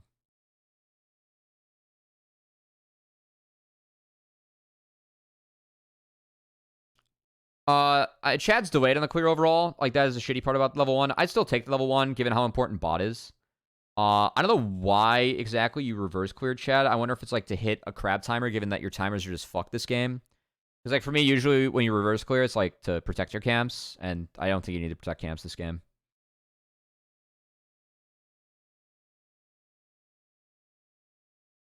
You get to... I guess the timer does put you here on the bounce, which is not bad, given that sums are down. But I'm just wondering if like, it had to be this clear. Yeah, okay. I see it. This is good. I'm a fan. I think maybe could have snuck in wolves, but I'm a fan. No sums. Yes. Yes. Let's go. That's why you take the level 1. Good job. Good shit, Fear.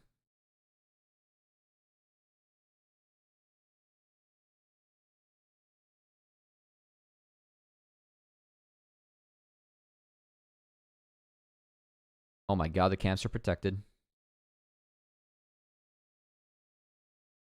It's a little bit unlucky. I'm still taking the early game, though. Second best Gragas world. Who's first, Philip? What's up, guys? It's kind of fun you guys are in here. Congrats on the win today. It was a fun series.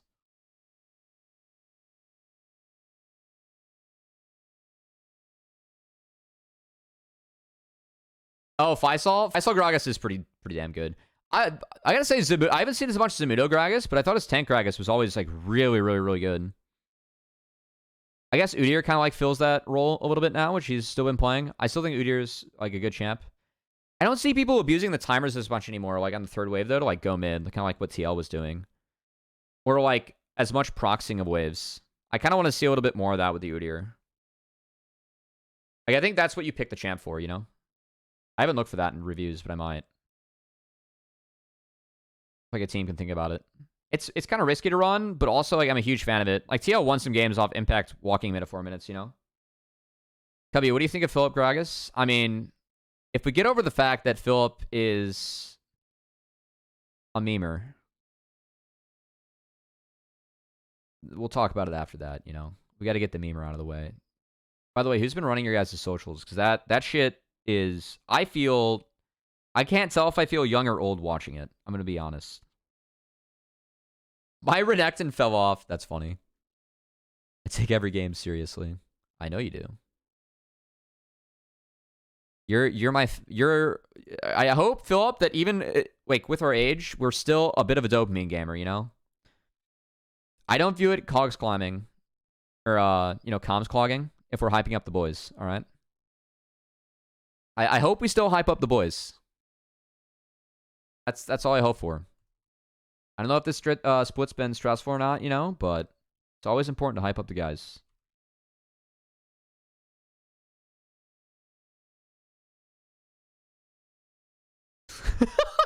Oh no, Philip. Chat caught you in 4K. He's still a hype man. We love that. All right, screaming's a lot, but you know, we gotta hype up the boys. Sometimes the screaming gets the boys going, you know? Just wakes them up a little bit. Say no, fly flip. I mean, so far the Graggy's good. I will say, I don't know this matchup as well in new season. Because last season it was Sunfire match. And so I knew matchup a lot better then. I don't know how this one plays out. I haven't seen it as much. So if you have any words of how it plays out, Philip, or if you don't want to spoil your strats, that's fine. You can give me like a one-sentence generalization. All right, Wildcard got early Drake off of like the bot shenanigans. They end up with grubs here, so Fear pull Drake. I mean, I think it's fine for Fear. Like, you're just jumping into Braum. It's a nice chunk from Toasty. Wayne's fine. Get the 2 items. Okay. Yes, you do. I'm a big Gragas fan. I think Gragas is like... I love this champion, man. He's just too good. This champ does everything. Nice. Well played, Daption. Let's go. I mean, I'm a fan of this. Like, you're playing Xin Braum. This combo is so good. This is also what I'm talking about with, like, how Varus can still have issues with Braum. With, like, just, like, his R versus, like, an AD like him. It's so good. Really well played by Daption, too. Max bait. Give Lens kill. Fuck yeah. Well played, Fear. Good job, boys. That's a good play. No way Lens flashes here? Dude, he wants to kill. Oh, wait. Chad Chungies. Is that my boy? Okay, I'm here for it, Chad. You're trying to game, and I'm here for it. All right? Mechanically, that is well played. Good night, Philip. AOE G1 wins NACL. Mechanically, this is this is cute. You get a lot more damage down by flashing the Q and Wing. Actually. I'm actually legitimately here for it. I know it doesn't hit. That's pog as shit. I'm actually here for it. All right, this guy's got hands. We like the Chad Zin hands. We do. I will say that, Chad. You've had a couple games where you've shown some good Zin hands. I think not everyone realizes that, like, this champ flashing early is just too OP. I know sometimes it leads to overextending, but, like, you have to move forward on this champion. This is a really clever flash, even if it doesn't hit. See, this is why we review, guys. We sometimes miss shit like this. That's fun. That's fun. That's fun gameplay. Oh, man. Guys, Phillips left us. I don't know how I'm going to get dopamine when I go to game 3 here.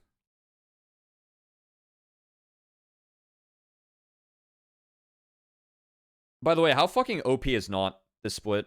This champion's disgusting. And I think it needs to be talked about. Like, Senna not, disgusting. Support Nautilus in general, fucking disgusting. I mean, that's the huge win. You guys win a Nautilus game, guys. The enemy Nautilus. I actually think this champ's like complete bullshit. He has like some holes as support as he's still paper, but like he still has so many winnable angles in matchups. Fuck Daption. He saved himself.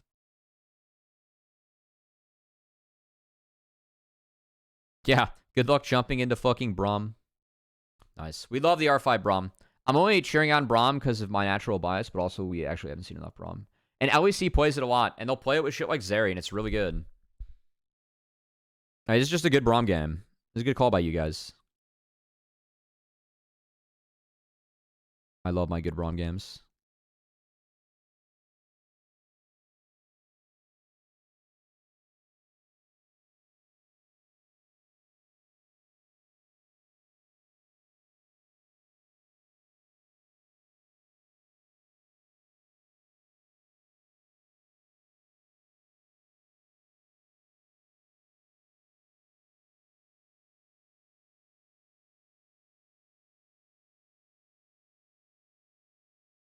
Oh, shit.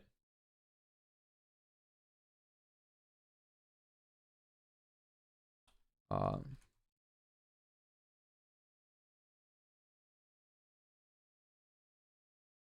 sorry, Rocco. Guys, Rocco had asked for my most valuable prospect vote. I had to give it to him. If you guys stick around at the end of stream, I'll talk about my ballot a little bit for the treat for the diehards. Hold on, what the fuck's going on here? So we have Herald play during Dragon. Okay, this is good from wildcard. Man, this was fun. All the teams get better throughout the split. I do appreciate that. I do like how the gameplay gets better. Sometimes I get depressed week 2, but then playoffs are fun. It's fun to see the guys step up a little bit, you know.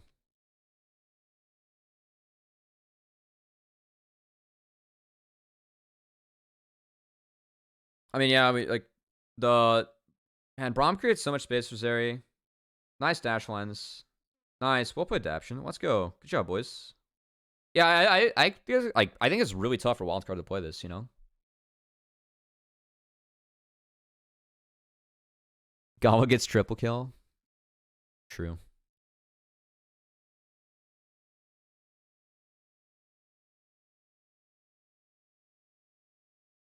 Guys, how do we pick our skins on Cincy Fear? Do we pick the coolest one? Model off a pro player we like? A personal favorite? A shout out to anything or anyone?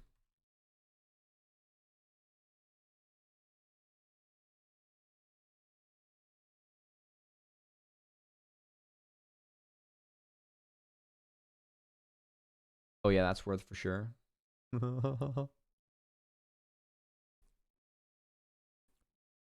Okay, so I mean, I like the Runaan's into all the tanks. I'm still kind of anti-Shiv. I will say Shiv's more okay on Zeri. I hate to admit. I still think PD has a lot of value this game. I don't know. Shiv's really nice though for lane, especially against Varus. You just get to ignore it.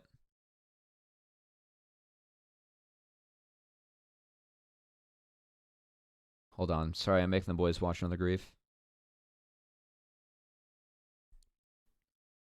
Oh, Darkwing's actually managed this fight pretty well. Like, it's really tough as, like, when you get tagged as Braum and Zari. Like, I mean, Chad's, like, they're on it. It's good. Damn. Good flash. Sorry, I'm watching Chad part of play. Let's watch Toasty part of play.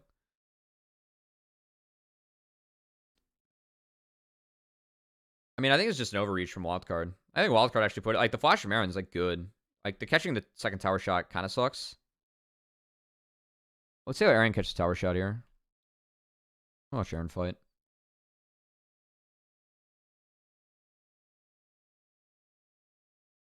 Oh, he doesn't have ult.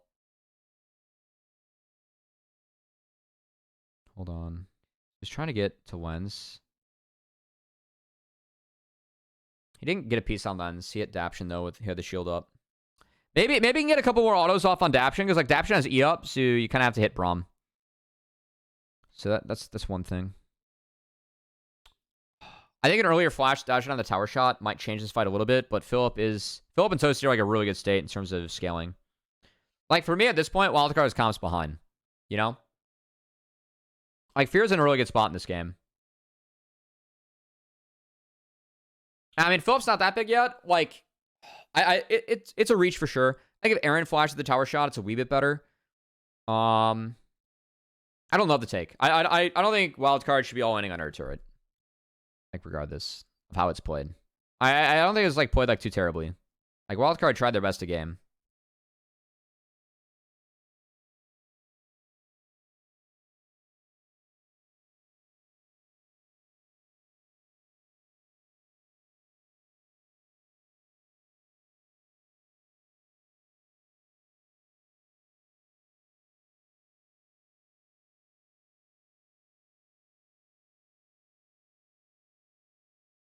Did it get buffed?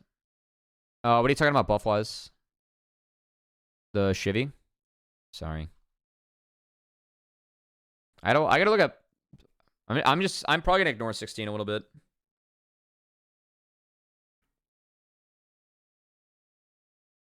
No, we're on 14.5. When do they get buffed? 14.4?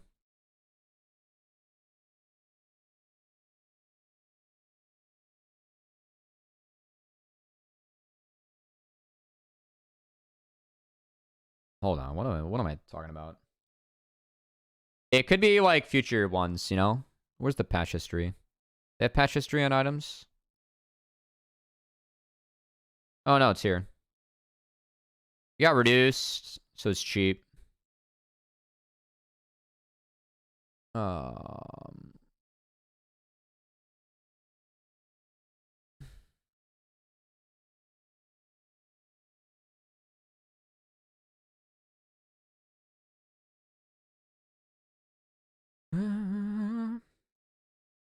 Okay, so you don't get moose feed from Shiv.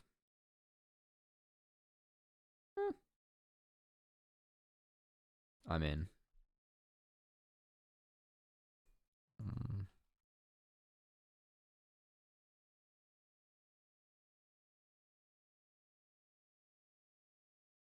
I think there's some value to the PD.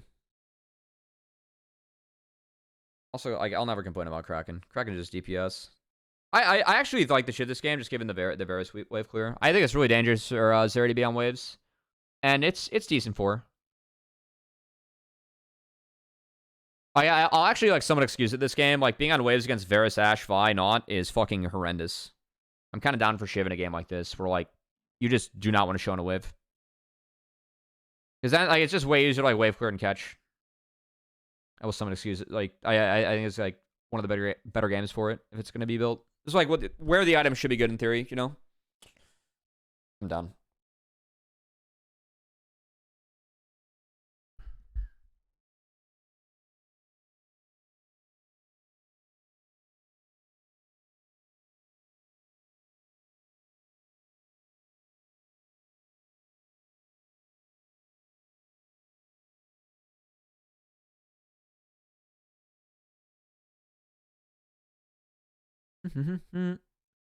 Damn. We're gonna be up till 2. That's fine. Oh, good execute.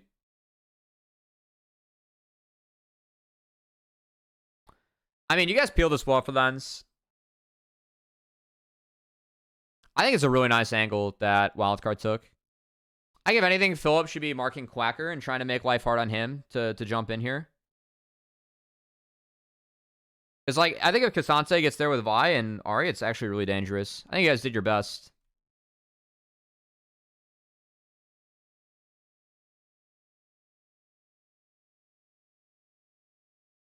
Miss from Toasty.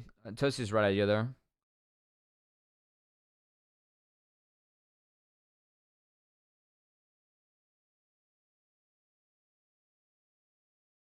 Press R on my AD carry. Holy shit, dude. No wonder you like playing Wukong too. Philip, we're not going to talk about that cask. Or that Q.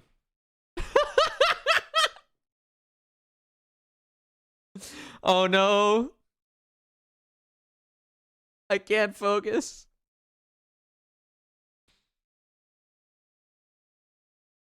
Philip had to pour one out for lens, you know?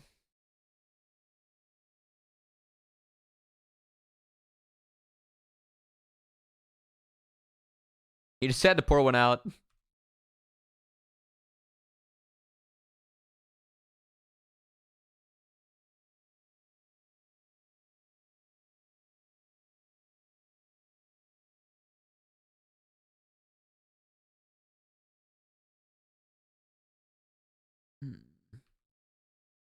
I think this Dragonfly, like, you guys do like a better job like holding the door, you know? Like, you kind of understand like Cassante can't get in the same angle. Holy fuck, lens. We're doing a lot of gaming here. I mean, it works out in the end. I don't think we knew that Varus was there. Oh, no, we did. I didn't get Vi-ulted, so I got excited. It was his time, guys. I mean, it managed. You guys held the door. And your guys' comp is good. Yeah, I like your guys' draft a lot this game. I think that's... Oh, God, you got really excited. No, we're not going to wait for a Gragassi, man. All right, that hurts a little bit.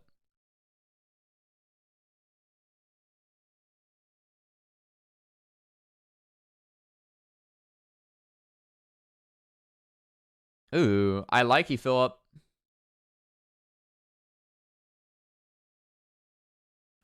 I mean, kind of send the other way, but I like the attempts.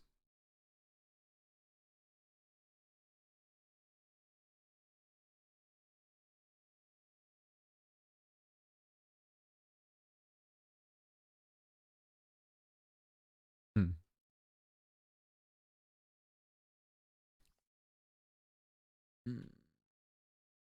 All right. Sorry, guys. It's playoffs. We'll take our time. I don't want to skip too much. I know it's kind of late.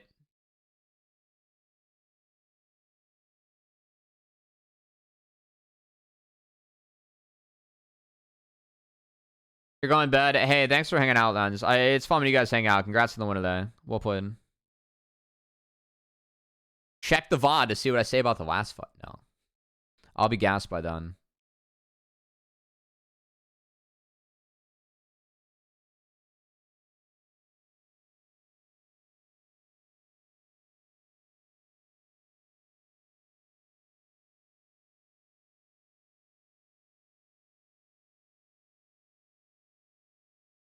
Ooh. I'll be on the cast for that one. Excited to see what you guys can do.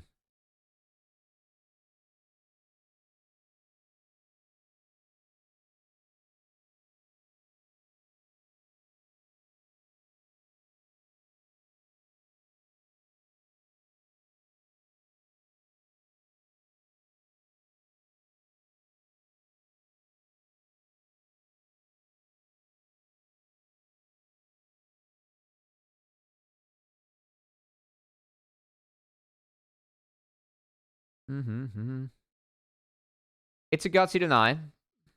We got it, though. Fight near Baron. I think this was the main objective.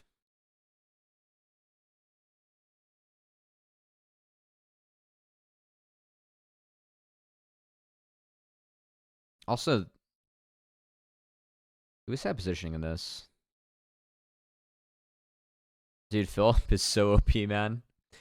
I'm going to play this Gragas in top lane. I'm going to play Gragas. Gragas is back on the menu, boys.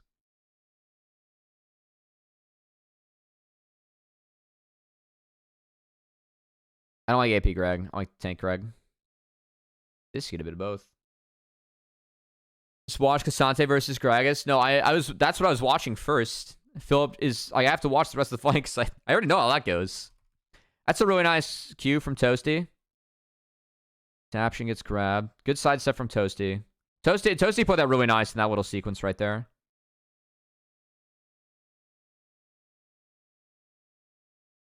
I think Toasty had a really nice fight. Meanwhile, Philip finds Aaron. Okay, we got there. You tried to create a misclick. We'll call it that, you know? We'll put on. Yeah, I think Toasty had a really nice fight. Nice. Well played, guys. Good game one. All right, it's the wildcard dub. This series ended up being pretty fun. We actually had 2 bangers kick off today. Guys, Jinx just runs an ACL.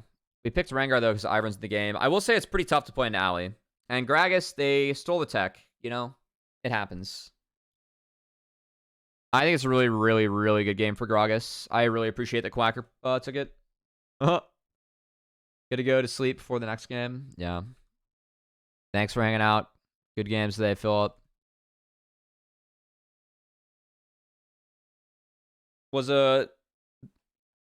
See you guys Saturday. Best of luck.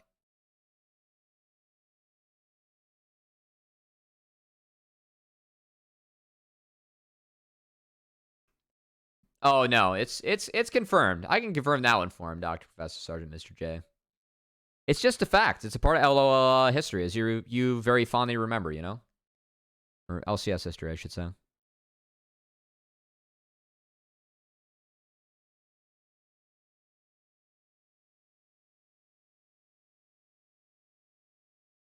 Yeah, see you guys. I know it's really late. Thanks for hanging so long. I know it's 1 for the West Coasters. Nice. We have some trade level 1 from Aaron. Good job. Zaption gets a heal. That's enough. It's Alley level 1, you know?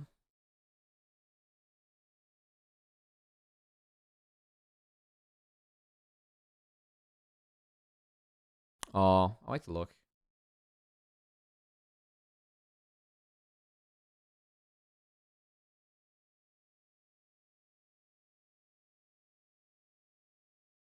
Bot was interesting. Mid is not. Never mind. It was. Everything has changed.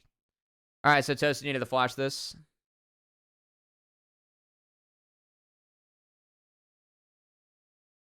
It's playoffs. I can't skip.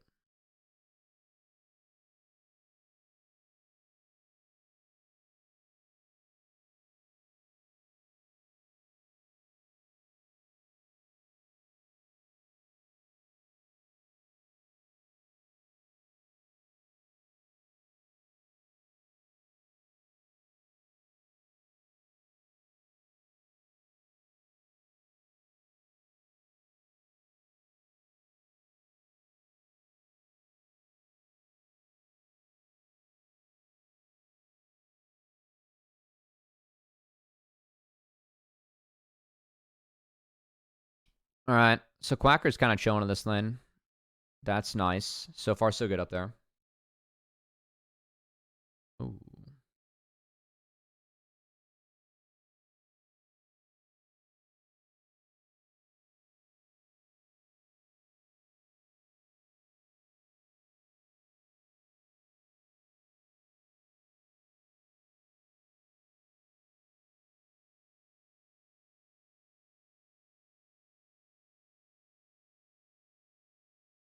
We're at the stage of Karma where we just kind of try to shove the lane.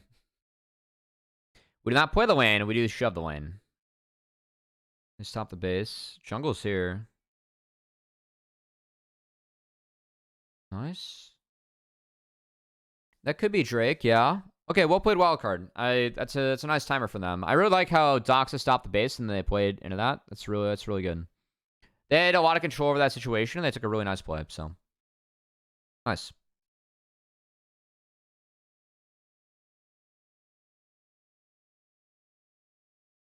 Alright, I will say Rengar into Alistar.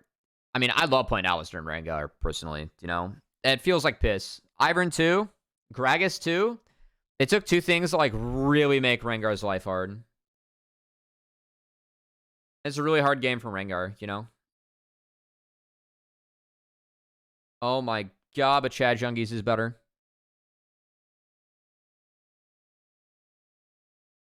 That's nice. We like that.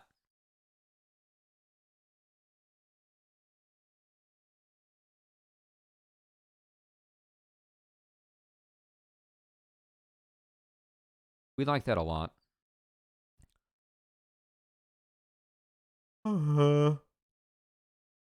Sorry, team. I'm with you guys too.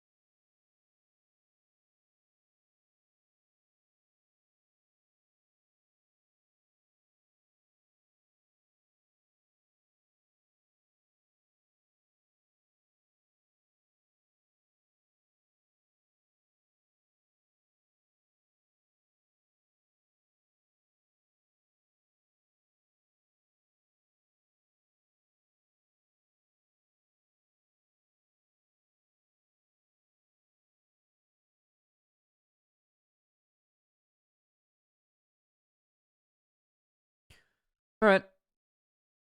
This game's quiet. Gaster Curse. It's Rakan. I mean, Jinx can space this matchup, which is kind of nice. Alistar just holds the door. I think the goal is like, this is a pretty low damage comp from Fear that can definitely get outranged, so yeah.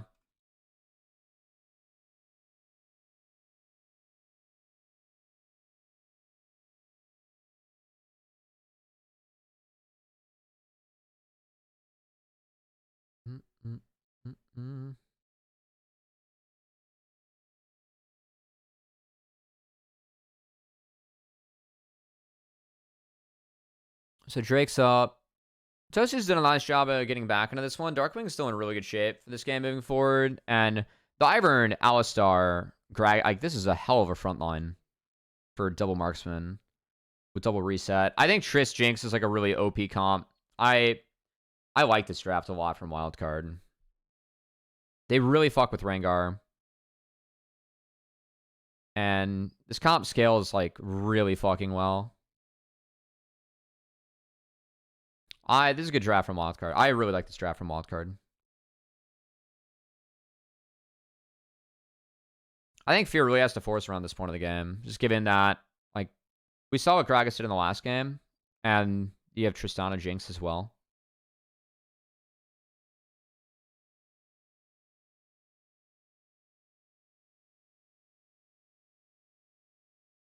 Wonder if we see any Ivern of the Karma responses, because like thematically the champs are similar, but like with the Ivern, in theory your pairing is better later than like the Karma pairing with like Xin, right?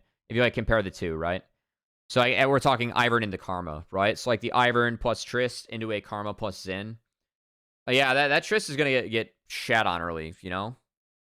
This is a matchup where like against Rengar, you actually interact pretty well with like. As Trist, you interact well with the Rengar compared to Xin, right? Xin kind of shits on you early. Whereas Rengar, it's really hard for him to get on you. and mid lane. It's like given like how the two champs work. So I actually kind of like this from wildcard. Like I think it's a really nice answer in the Karma when like Zin's not available. I think that's actually really good. So by that logic for me, like Fear probably I would have preferred like Viley, I don't know, or Kindred. Like I don't know, like Kindred. I like Kindred in the Ivern, right? So I think Kindred should be the backup here. Oh, the game's that boring. We're gonna replay that. I like it though. Gives the broadcast some heart. Oh, okay. Chad, flash response. Toasty can't get that off. He can't take another tower shot. He's right.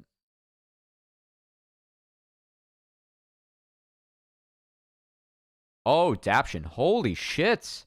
Let's go, Daption. That's big.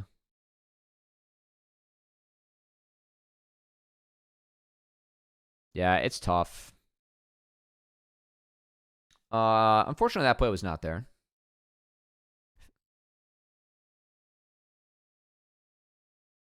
It does open up this Fear to do this, though. Chad? Bro, Chad. We are smurfing a bit here. That's kind of smurf.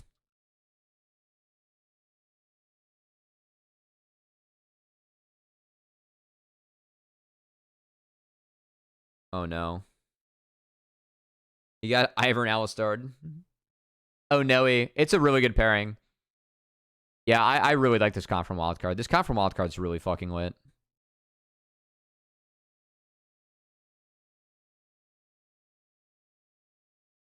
They have like just a lot of elements like work really well.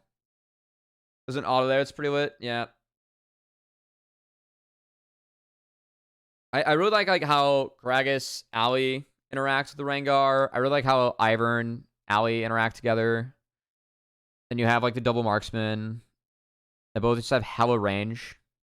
It's really nice. It's a lot of elements later that just get really big. And they have first two Drakes, so it's really good. Yeah.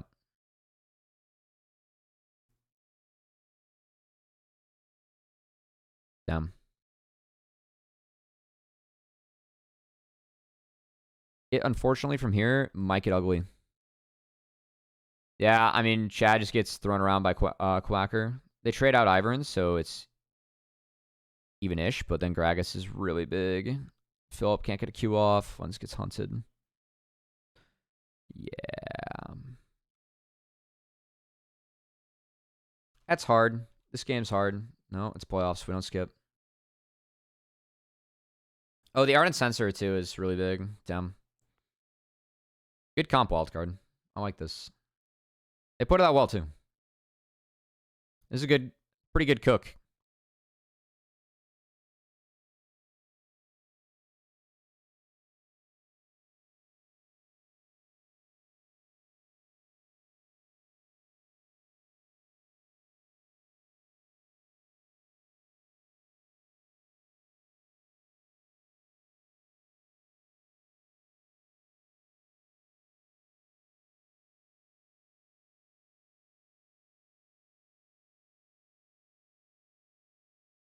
Oh my god, Toasty is getting absolutely fucking destroyed.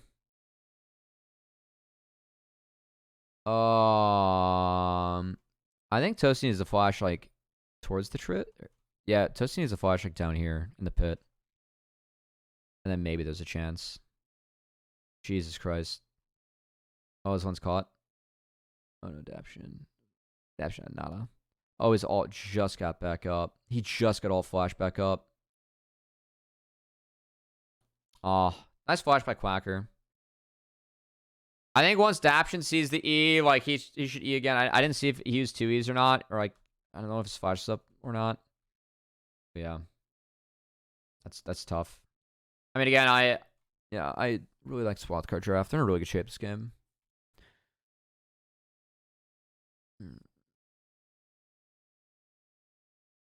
This game's a little over, so we're gonna break the 2x rule. There's not a lot to talk about at the moment. That's fine. I really like what Wildcard did this game. I mean, I think they put it out really well. Like, they did well with min advantage, their comp scales to fucking oblivion. I can see, like, Fear's been playing a lot of Rengar in their series, so I think planning a draft, like, can interact well with Rengar. Playing Rengar into Ivern feels really good for a Rengar, and so, like, having a game plan around it's really smart. And again, I think this is where, like, you know, Karma's in, especially with that mid-lane matchup. You can't really bully with Karma without the Sin. Like, from there, like, you need, like, a Lee Sin. It was a nice play. I like that. That's really good. It's a little bit early compared to the Drake timer, but it's something. You can at least get bot control.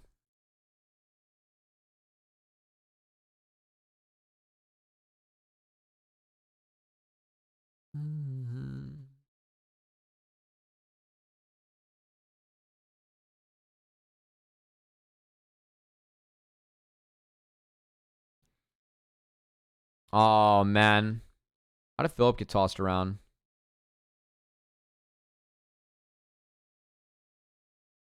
Oh, I didn't get the stun down on Dark Wings. Damn. Well, that hurts.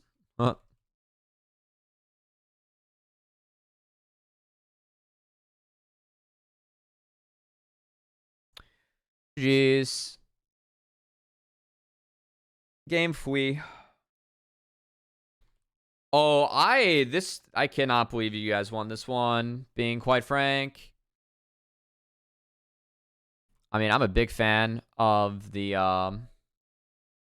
really big fan of the wildcard draft, just given that they have this pairing, which I think is really good. It doesn't interact like Omega good to the Fear, because I actually think it's like pretty vulnerable to this, right? So I actually think Fear drafted around the Sedge Braum pretty well. Dude, this shit. EU drafter, I swear they know their Braum. But the really big element for wildcard is like they just have this time bomb, and they actually have a way to play out early. And Smolder Braum as a front line is pretty solid. I think this team interacts better with Braum than the game that Fear had it in their hands. But there's still ways that, like, Braum's really strong, especially backing off of the Sejuani. I think this draft's pretty decent from wildcard. I really hate Smolder Recon. Like, I think it's just not an answer. I mean, it's fun. This is all fun. The only other option is, like, I don't think wildcard wanted to play an O-Mobile AD into Talia not. So I think they took away, like, the two that were best and then tried to pick something that could deal with it. That's, like, top tier in their book. So I think this makes sense. The Aphelios band's smart. I like the Olaf band too. That's fine. Yeah. All right. This is a fun draft. I think wildcard had, like, a decent way to win. And then obviously, like, the kindred scaling is nice and can help against Smolder quite a bit. But I think overall, like, wildcard's still the ticking time bomb in this game, you know?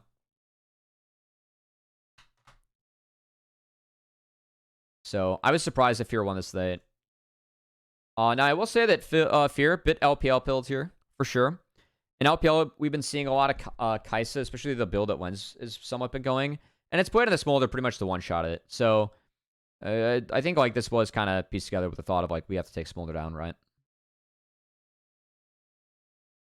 And I think Talia is really good. It's also, I really like Talia plus Smolder. I think Talia is just, like, a good pairing for it in terms of holding front line and also pressuring map and, like, trying to help Smolder. I really like Talia Ori with Smolder. Quack or Scary on Darius. Him and Dragoon are, like, the Darius bros. Even though Surdy did have a couple games in Udyr where he kind of fisted. It was pretty fun. See if we get more of it.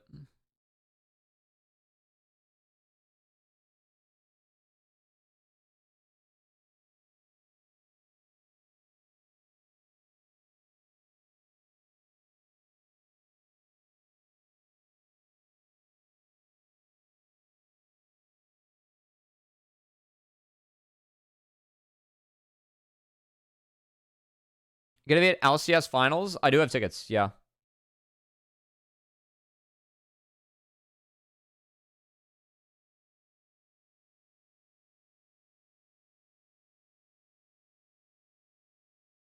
Um,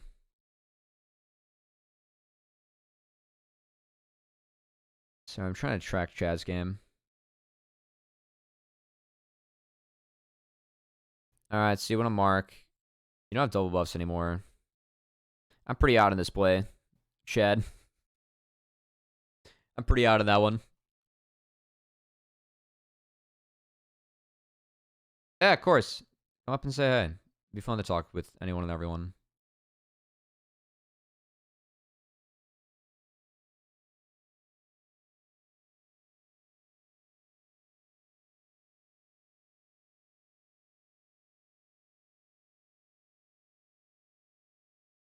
Alright, so Philip gets cooked. The sums are burned. I mean, Quacker just wins that in long lane. He knows. That's a good call.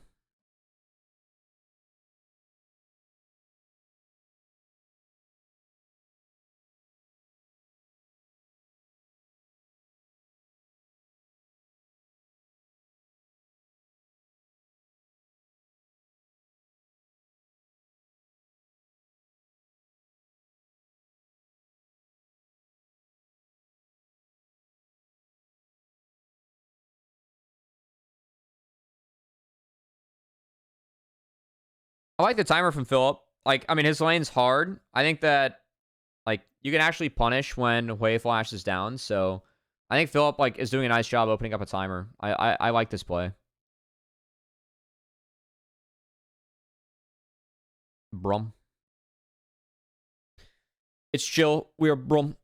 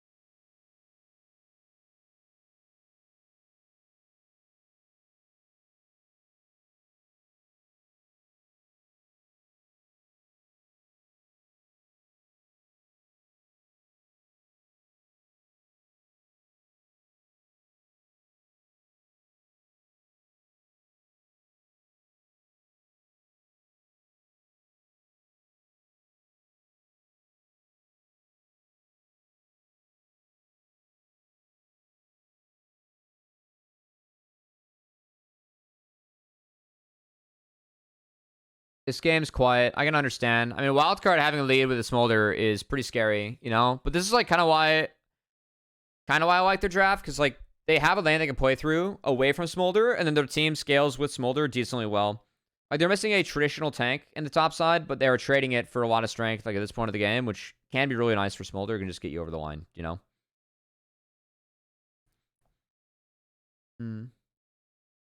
I mean, I gotta say, I think looking back for Quacker, like, the Olaf ban, I think, is pretty good. And this is a game where, like, if Quacker plays... I think Jax has a lot of value this game. Like, Darius definitely picked that doesn't scale as well, and I feel like Jax does a better job of holding the door. So...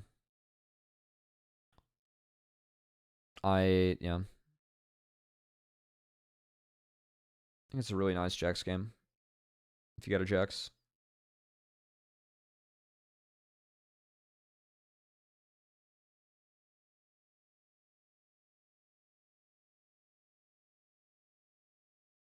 Uh-oh.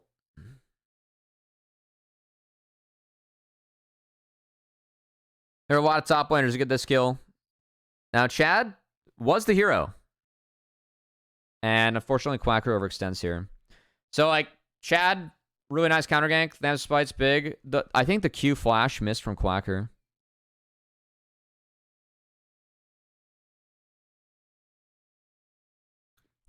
Oh, man.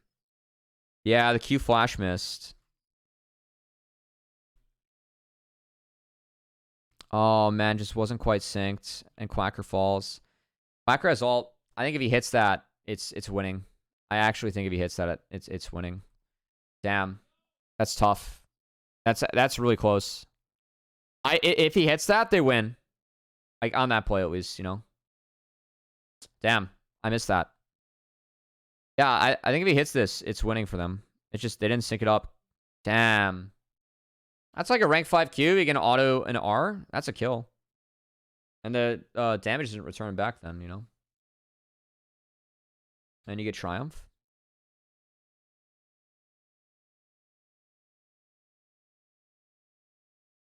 Beverly Hills.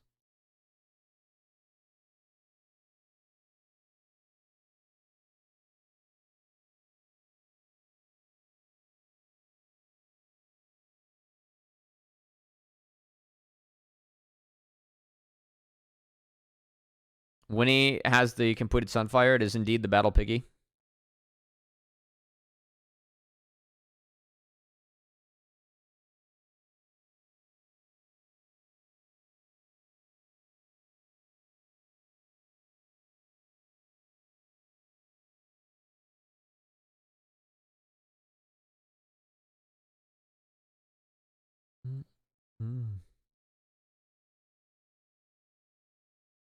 So top side still going over to wildcard.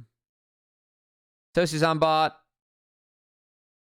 Grubs are split a little bit this game, so no one's spawning any shit.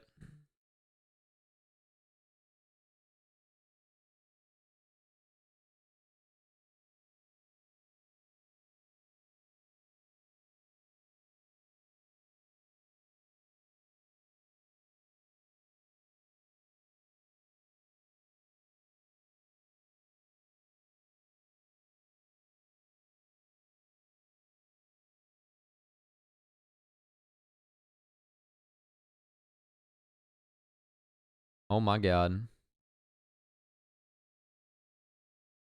We're fucking gaming. Nice sidestep by Toasty. He gets around the first fear. It's a nice ult from Doxa. But Smoldy is just on here. I think that's the thing for me. Like, if they want this, like, Smolder is catching a wave, and Kai'Sa can fast rotate. And I think that's the difference in this play. So I don't think this is a take for wildcard off that info. Like, this is fighting on your weak side. And Fear is right for trying to force this. Like, I think this is a good play from Fear, but Lens gets in the fight. He's so much stronger and has so much more of an effective fight here. I mean, they really tried to game. They really tried to game here, guys. Philip is crazy for making this TP. But he at least gets the turret and a wave, so... But they really wanted Hui dead. So it's a really nice fight. I think it's a poor take from wildcard off of the mid info. And I give props Fear to like switching their power to the other side of the map, or at least trying something there. But I think wildcard like kind of walked into that. I think like game script wise, that's a smart play from Fear. And that's like the one thing with Smolder, like, yes, this champion does have like a really sharp power curve, but also like the game script is very defined in Smolder games. That's why it's big that wildcard already have a Drake to their name too. Like there are a lot of good things for wildcard in this game. Let's go Lens. Quacker still gets Aatrox, but Lens gets more shutdown gold. It's really nice. So Lens is big.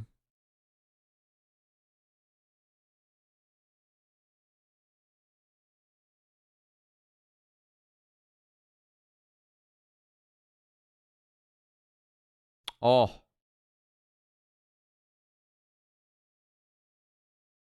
Ooh. Holy shit. Dude, Lens is doing some gaming.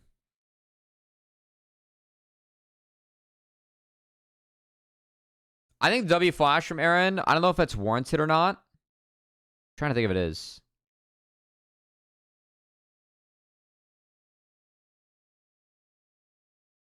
I mean, it guarantees the kill. It is a really good ult, Shad.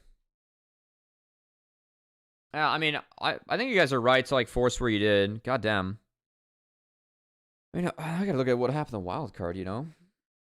Darkwings has TP. When and where does it come? Oh, it's really far away.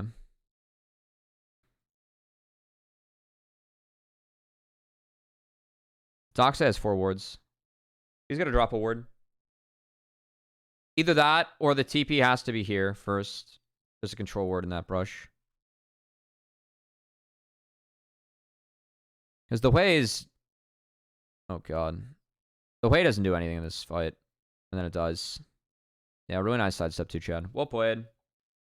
Yeah, I mean, good job. You guys kind of flipped the game and won. I think it's really, really well played by Lens. Like, this is a really good understanding of... Really good understanding of Kaisa. And I don't think Quacker can be on that wave, given that his mid's not on the map. So, I did not mention that. I think that's also one. It's like, the Kaisa does really open up a play like this, you know? Yeah, you guys played it really well. Really good ult.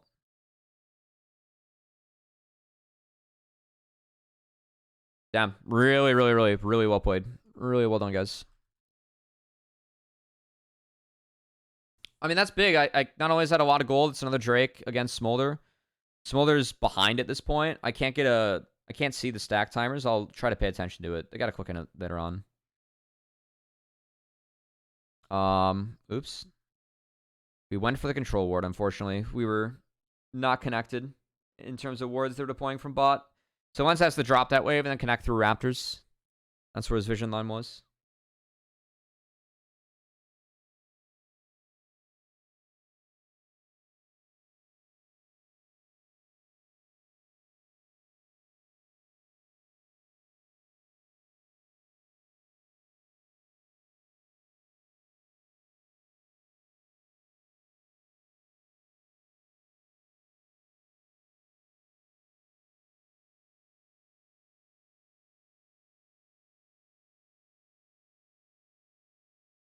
The ult was pulled.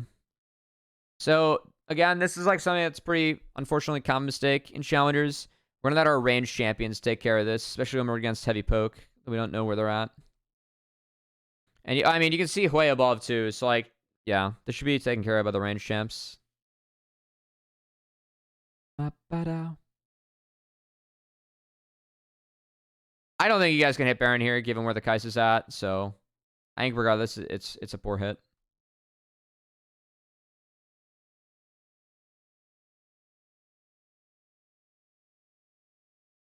Oh my god.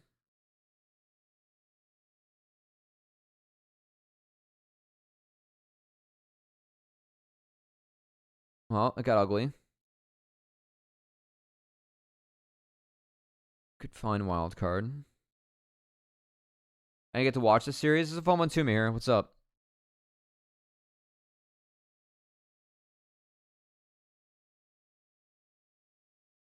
Dude, Toasty kind of threw this W in the Narnia. I'm gonna be real.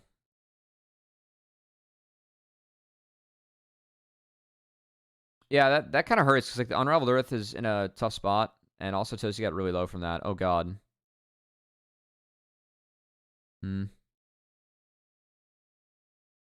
Holy shit, Toasty. Wow. I mean, he balled out during the entire fight still. Okay. I mean, this is tough from Toasty, but like it's just not synced as a team. But he balls out this fight. Let's see the rest of it. Lens. Oh, holy shit, Doxa. Lens also does some balling. Yeah, nice fight, Lens.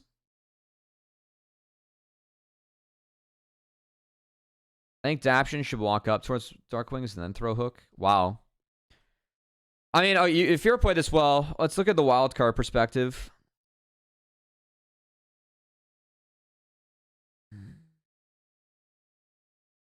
I mean, we're just running at Talia. I don't like that at all. We ran at Talia Aatrox. Man.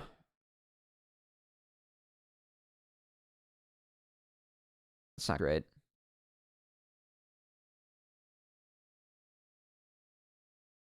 It's big.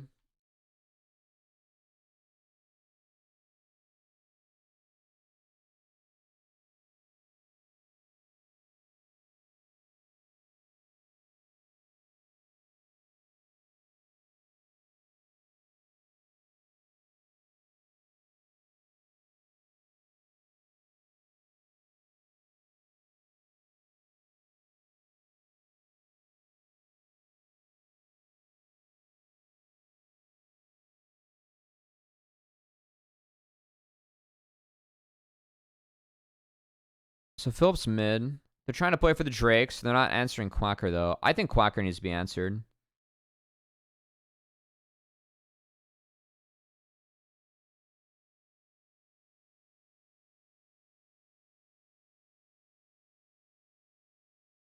I think Philip needs to go top here.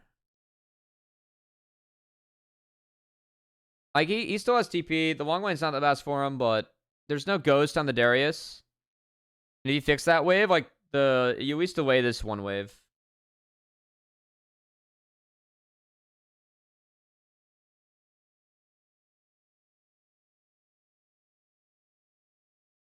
Because then things get a little bit Akko Taco. I felt also like cancel based there. It's a little, yeah, again, it's a little Akko.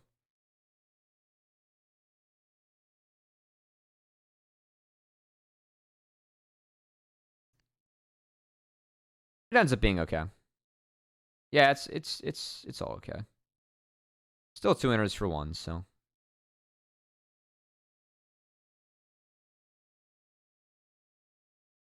Feel free to agree, disagree with that, Chad. I don't know what you guys think.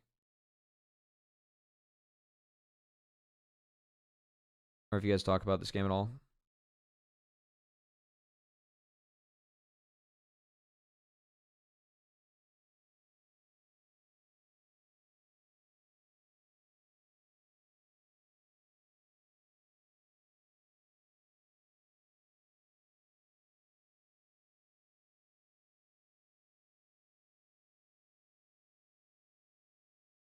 I set up from fear. I think the 4-1's smart.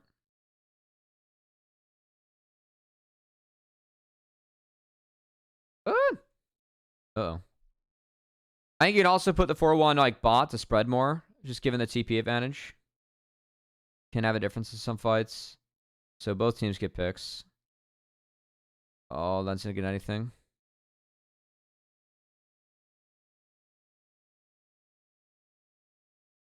It's the 225 terror. Does he play for the objective? Philip also playing for the objective.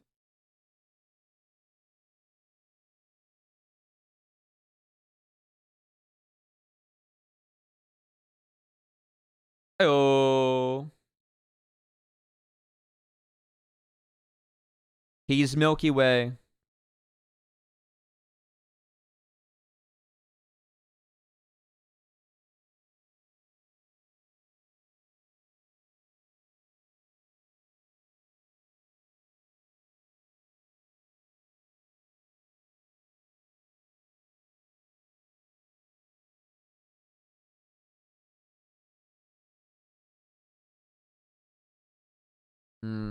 It's a little bit scary to walk in. We're walking in a little bit early. I think that we could wait a wave and then link Philip. Also, like when we see that, it's really scary to walk through all this. Yeah. So again, like play to connect. Maybe if we don't lose the chunk, like we keep our red buff. Well played from wildcard. That's good use of vision to try and get a little something. But I think Fear could have respected that a little bit more. I think that's the play, but red buff before the Drake is big. Philip's trying to get an angle, but he doesn't want to show past there because he thinks control ward's there.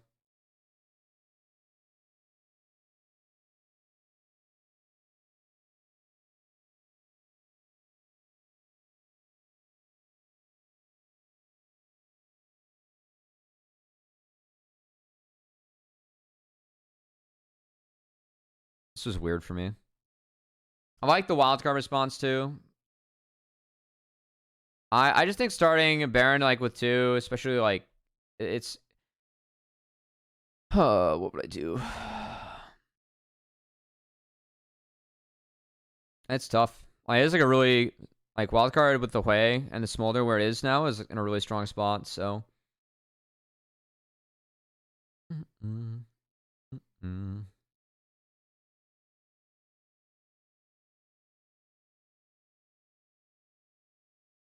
I mean, that's hard to break, but it's just kind of awkward.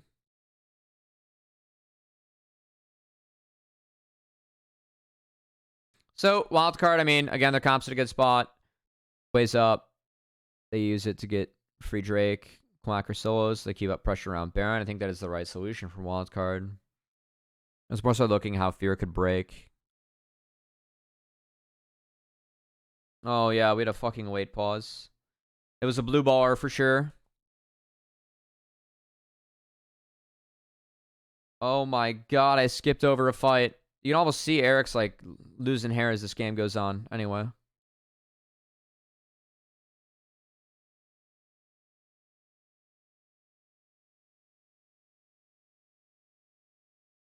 I don't like the unraveled earth from Toasty because a lot of it's in the wall. It's small, but... Okay, so I didn't exactly see how this all happened, but we just fucking flipped the Baron. Wait, did we lose game time?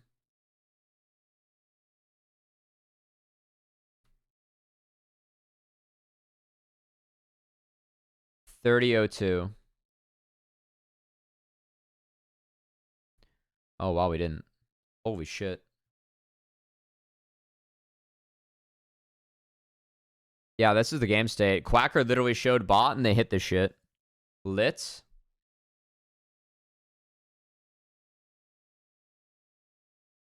Love it. Really nice flick from Toasty. Wildcard overcommitted a little bit. Felios got schmelted. Or Aatrox got schmelted.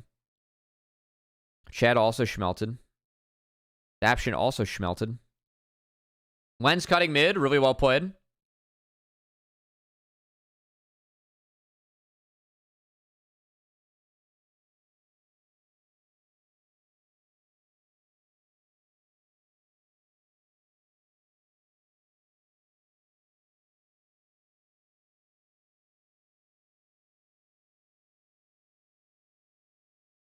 So I really like what Lens did there. I feel like Wildcard, I don't know if they could end in that scenario, given what Lens did.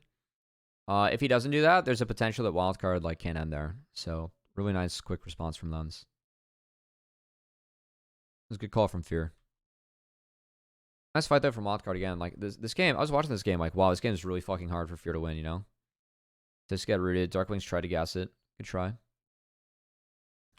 We like when players hit, you know, weird interactions like that. Can say, you know, when they hit them. It's always a good sign. That one did not hit. The idea was there.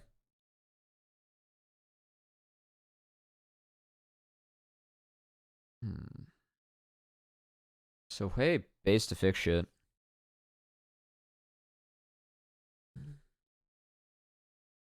Yeah, Darklings is though. Okay, that's fine.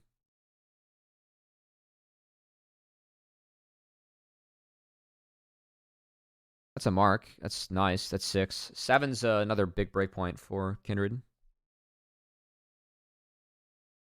Oh, that's really good that Philip got that. That shit matters a lot, man. Shit matters a lot.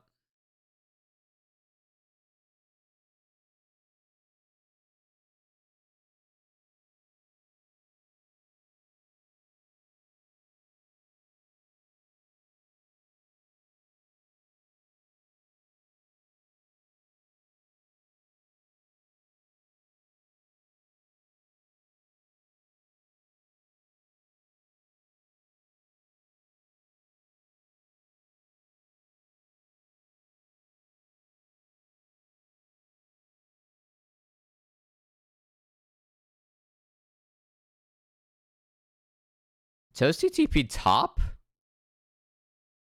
Holy shit, dude. Fear really did not think they could win this. Wow. I mean, they pulled away.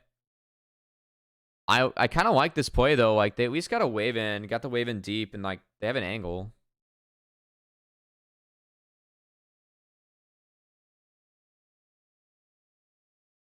Lens poke's nice. We are for sure flipping. Damn, Braum Sedge took so much free damage from the Kindred. And then this is the Lens crazy play. We'll watch Lens POV on this. Yeah, Lens, so gets Doxa, and then immediately on Smolder. Gets the passive proc, thanks to Philip. Hitting Q2s as well. Some Kaisa gameplay, baby. It's really good. And then that's it. It's kind of tense at the end, actually. Actually, we'll actually play this one out, because not chases way.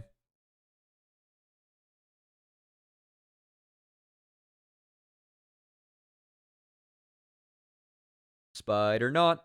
Spider not. So Doxa gets one.